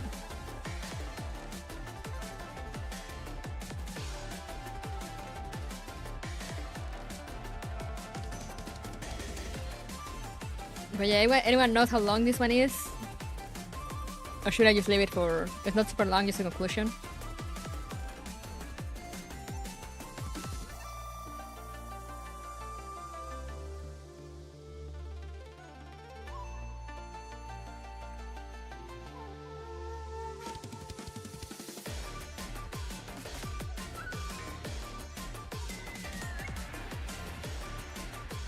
Not that long.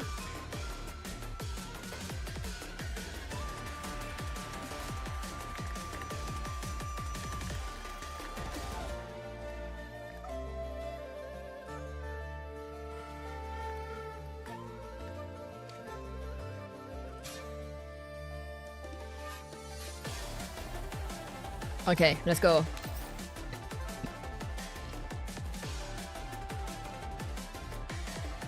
Because I mean, if they're too long, because I mean, my sister left work. That's why I'm asking.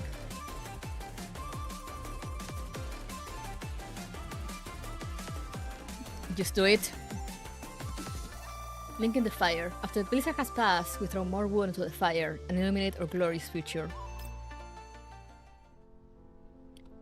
And just like that, the insert comes to a rather unexpected conclusion. Although they've just fought a battle of life and death, everyone once again finds hope for the coming future on this festive evening. Now decorated with lanterns and lights, the Winged Cavalier's outpost is warmed by a bonfire burning at its center, driving away the chill of the winter night. In a corner far from the crowd sits a lonely figure completely out of place with the lively atmosphere. Brother, does it hurt here? I'm fine. Knowing my little sister can actually hit that hard actually makes me feel relieved. Viola sits beside Pavel, carefully tending to the wounds on his head. Like he said, most of these injuries were Viola's handiwork.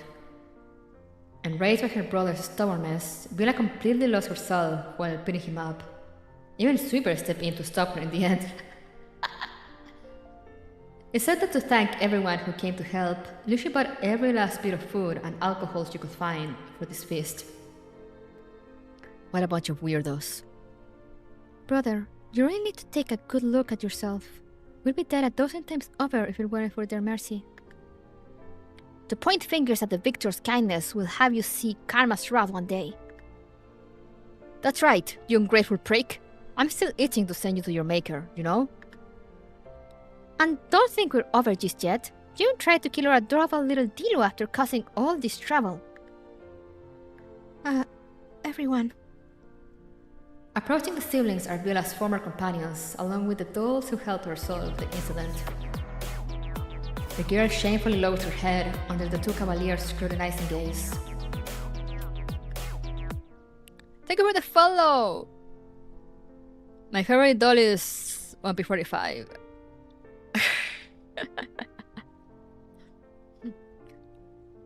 Well, count yourself lucky, because the boss said, at least for tonight, she hopes everyone can share a meal happily together. Viola looks gratefully toward Luca and Ivana. She understands perfectly well that she can never return to the Winged Cavaliers again. But the fact that they are willing to tolerate her presence at all is overwhelmingly redemptive to her. She covers her eyes and lets tears roll down her face. Looking at her crying sister, Pavel slowly raises a hand, only to helplessly drop it in the end. He then looks at the Cavaliers whom he once saw as enemies, many with injuries far worse than his. This whole day, Pavel has been waiting in the same spot, waiting to see whether someone will come and beat him up, perhaps even end his life. But all that waiting was for nothing. Thanks. In that moment, a steaming bowl of dumplings is suddenly held before him. Here you go, O Demon King. Ye who was lost and now found. Huh? What's this? A magical sustenance said to restore friendship once consumed. Following ancient Eastern legends, it bestows one with might to drive away the chill and mend broken bonds. Even fallen souls who succumb to darkness may find a lingering trace of warmth in its deliciousness, So, please enjoy. What? Who said your dialogue difficulty so high? Have some, brother. Princess Lucy saved this for us. After everything I did? She said, no matter which side someone's on, nobody deserves to greet the future on an empty stomach. Reflections, admitting fault, accepting punishment, all of that can wait until after you've eaten. That's a human way of handling things. I tried to do terrible things, and failed. I tried to give up on everything, and failed too. I'm just a loser. You don't need to bear my failure with goodwill. But Pavel awkwardly accepts the bowl and stares at the dumplings. Vera gently rests her head against his shoulder. But I don't think wanting to save Dad is wrong, brother. Princess Lucy said the human she admires and respects the most once told her, no wrong method could ever lead to the right path. Let's start over, brother. Let's find a way to save Dad that everyone can be proud of. And let's make our lives a little happier, alright? Is that even possible? Faced with his sister's innocence, Pavel can't help but laugh bitterly. People like Liushi and Yishui are far and few between in this world.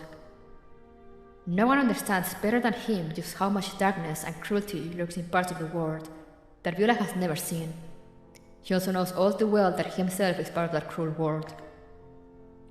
But in this very moment, he can't help but ask himself, just how many more excuses is he going to make? Having come this far, do he and Viola still have what it takes to walk the right path? Will they even be allowed to tread it? Will they be accepted? Suddenly, Pavel realizes what he's feeling is hope. A sensation so unbelievably real, just like the tormentous flames spreading his mouth right now. But, brother, are you okay? Someone added something to these dumplings. Must be the Shimnaya's 5 million SSU capsaicin capsules. What? She said whoever gets those are in for a bright future. Congratulations, brother. Why are you crying? Are you okay? Wait, don't wipe out your tears and snot on me. Alright. I get it, brother. You worked hard all this time. Let's start over from the beginning. Watching the scene in the distance unfold, Vaidus opens to a fresh page in her diary.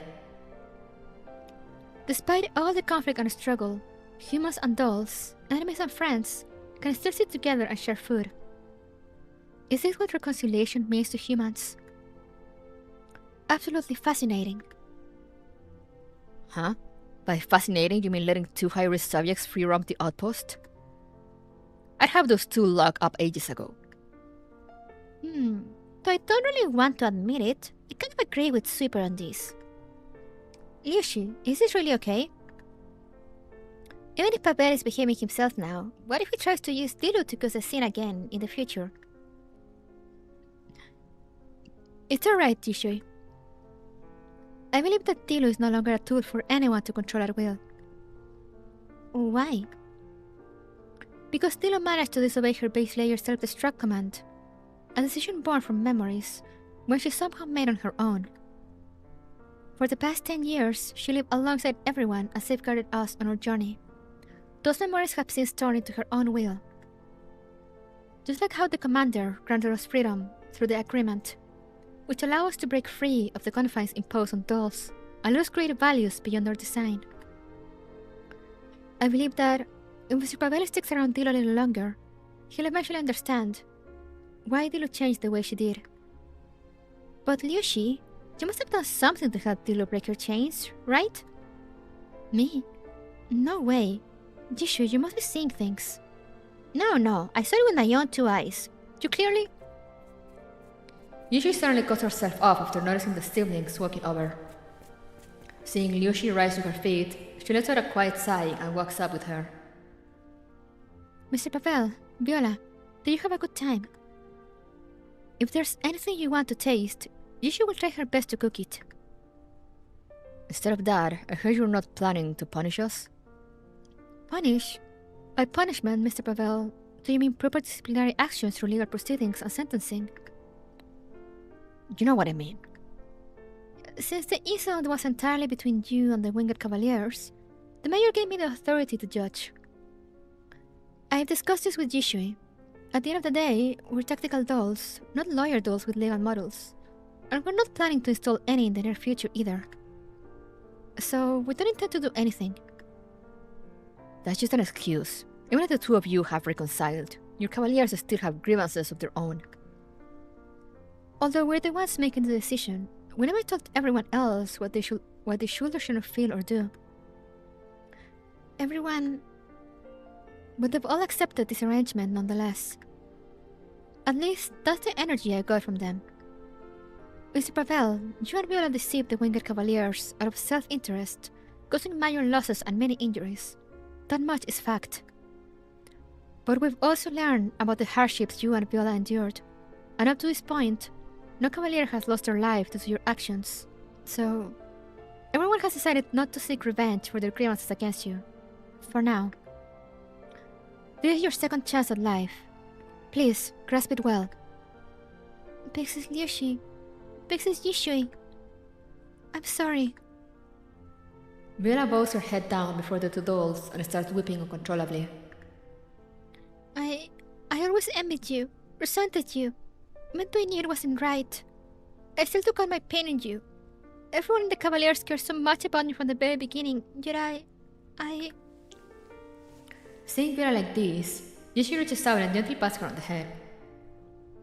Then make sure to apologize to everyone too, okay? Yes, I definitely will. I'll do my best to redeem myself. Watching his sister with a convoluted expression, Pavel realizes that the doll's gazes have shifted toward him. He smiles awkwardly, then nods at the two dolls. I hope to go back with Viola after accepting your arrangement. Even without the conglomerate's help, recovering materials related to my father from Okibi's Molin could still result in important evidence. I'll find a way to fight for her father's exoneration.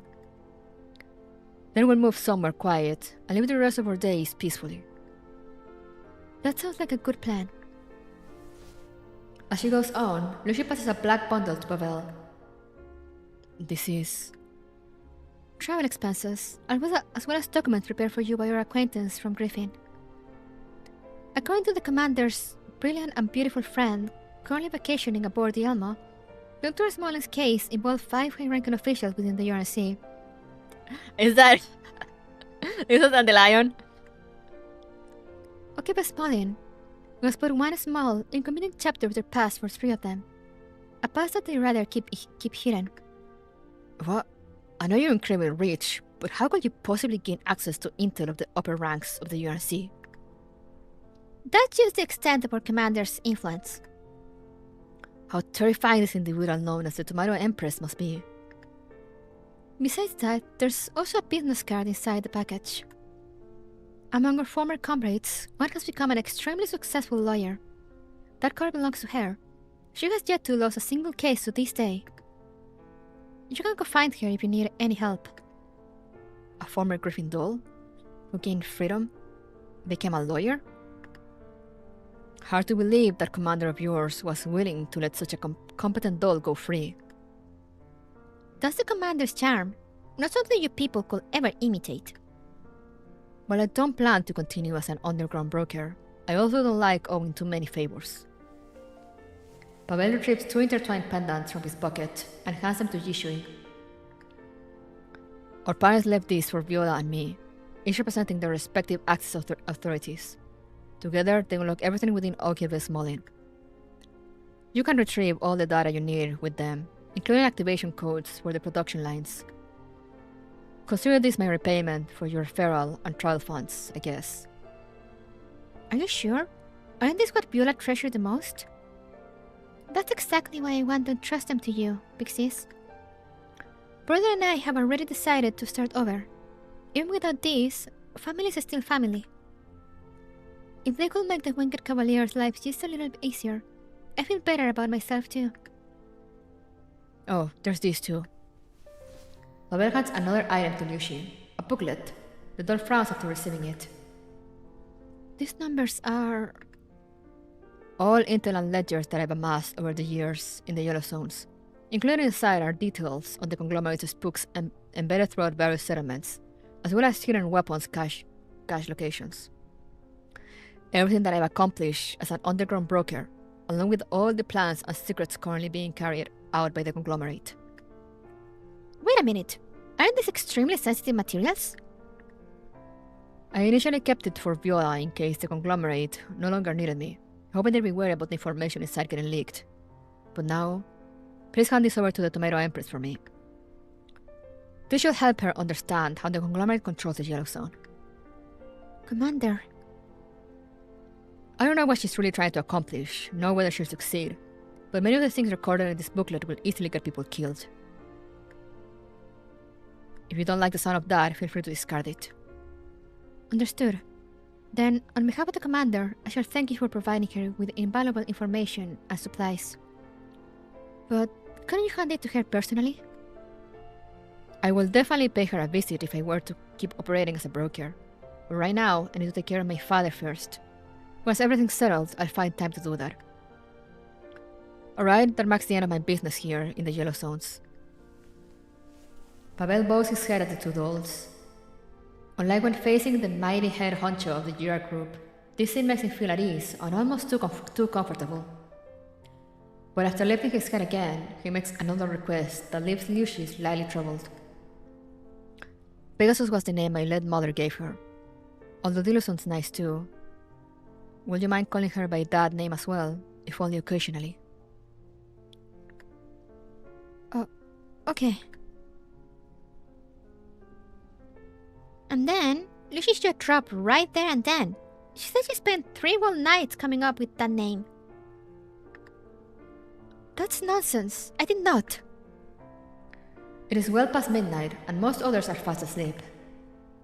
But for some reason, the two leaders of the Winged Cavaliers are gathered around the bonfire, wearing Radiance smiles, together with an eye gaze that doesn't even have an error cloud. How sly of you, Commander, using a body like this to infiltrate a party. Hey, I was just using it to make video calls. I should have logged out by now. But Dandelion insisted she wanted to see the good food you lot were having. So you're abandoning us? Don't go, Commander. I'll buy you anything you want. That's not what I meant. Also, I think Liushi's drunk. Please take care of her for me, Yishui. It was a big day. Come drink with us, will ya? We've even got dumplings. Here, say ah. I just told you it's just a video call. Wait, you got drunk too? Delicious. You both work hard this time.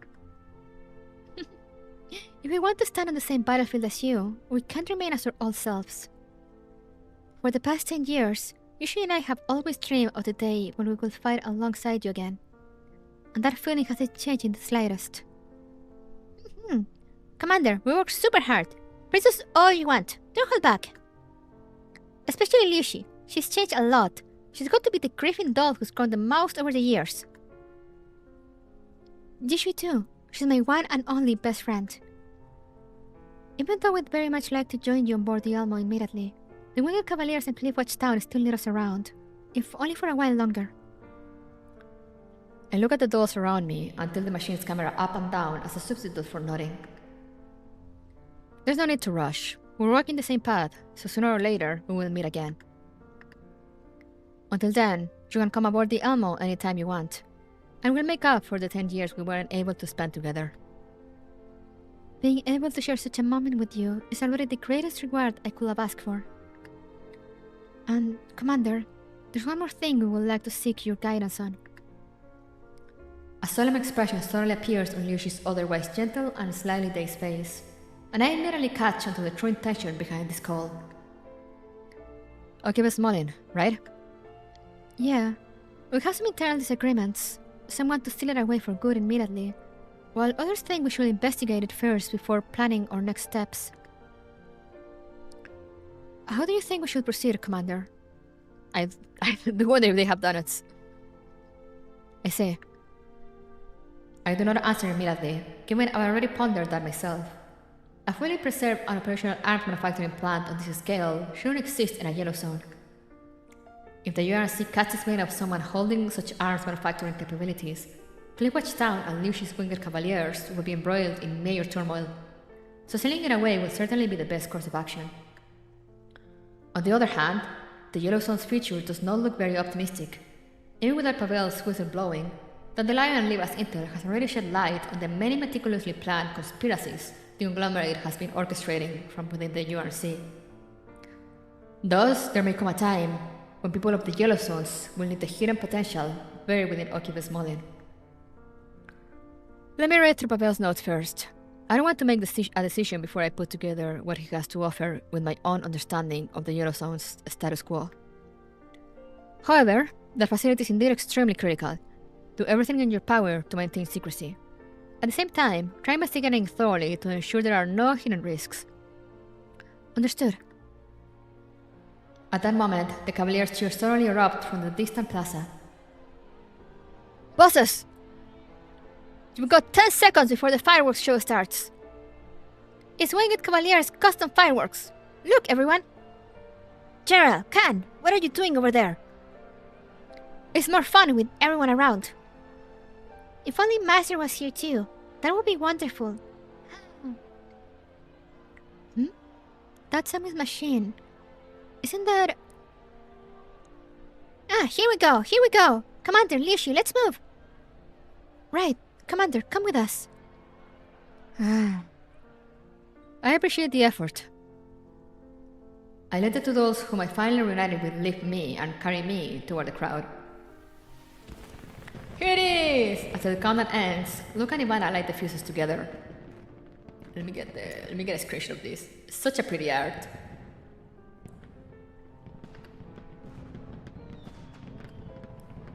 The fireworks scream into the night sky before exploding brilliantly above Cliffwatch Town. The multicolored burst illuminate the entire valley, casting a radiant glow across every upturned face. Beneath the dazzling fireworks, the gears all firmly believe that reunion is just around the corner. And when that day comes, it will surely be a beautiful day filled with warm sunlight.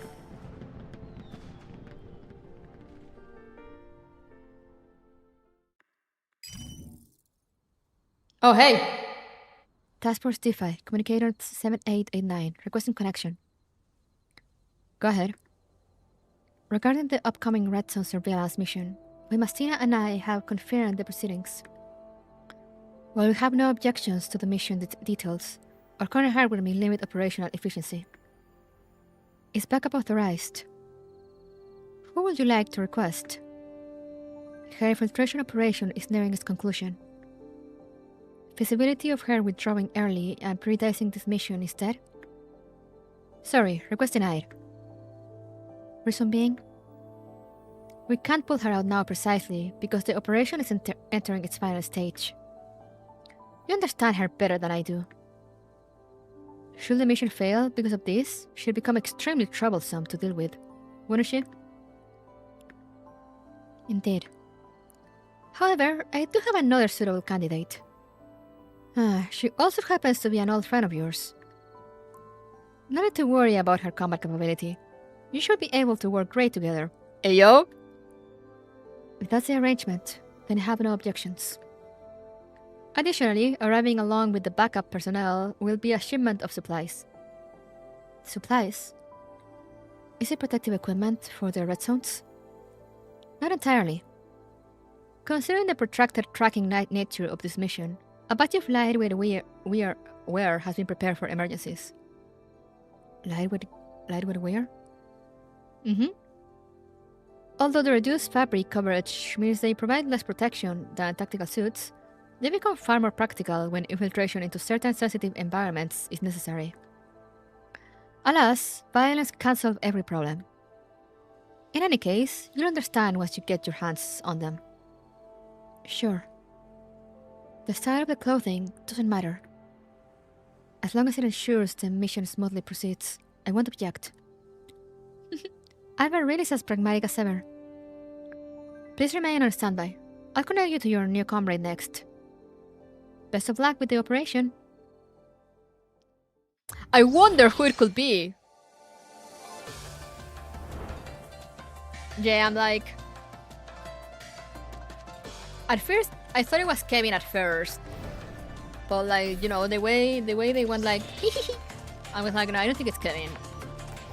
So I'm like, it's probably Mona. Or even maybe...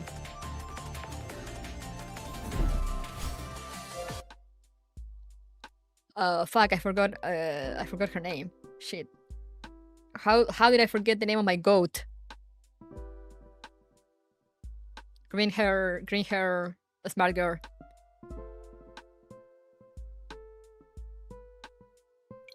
Nili.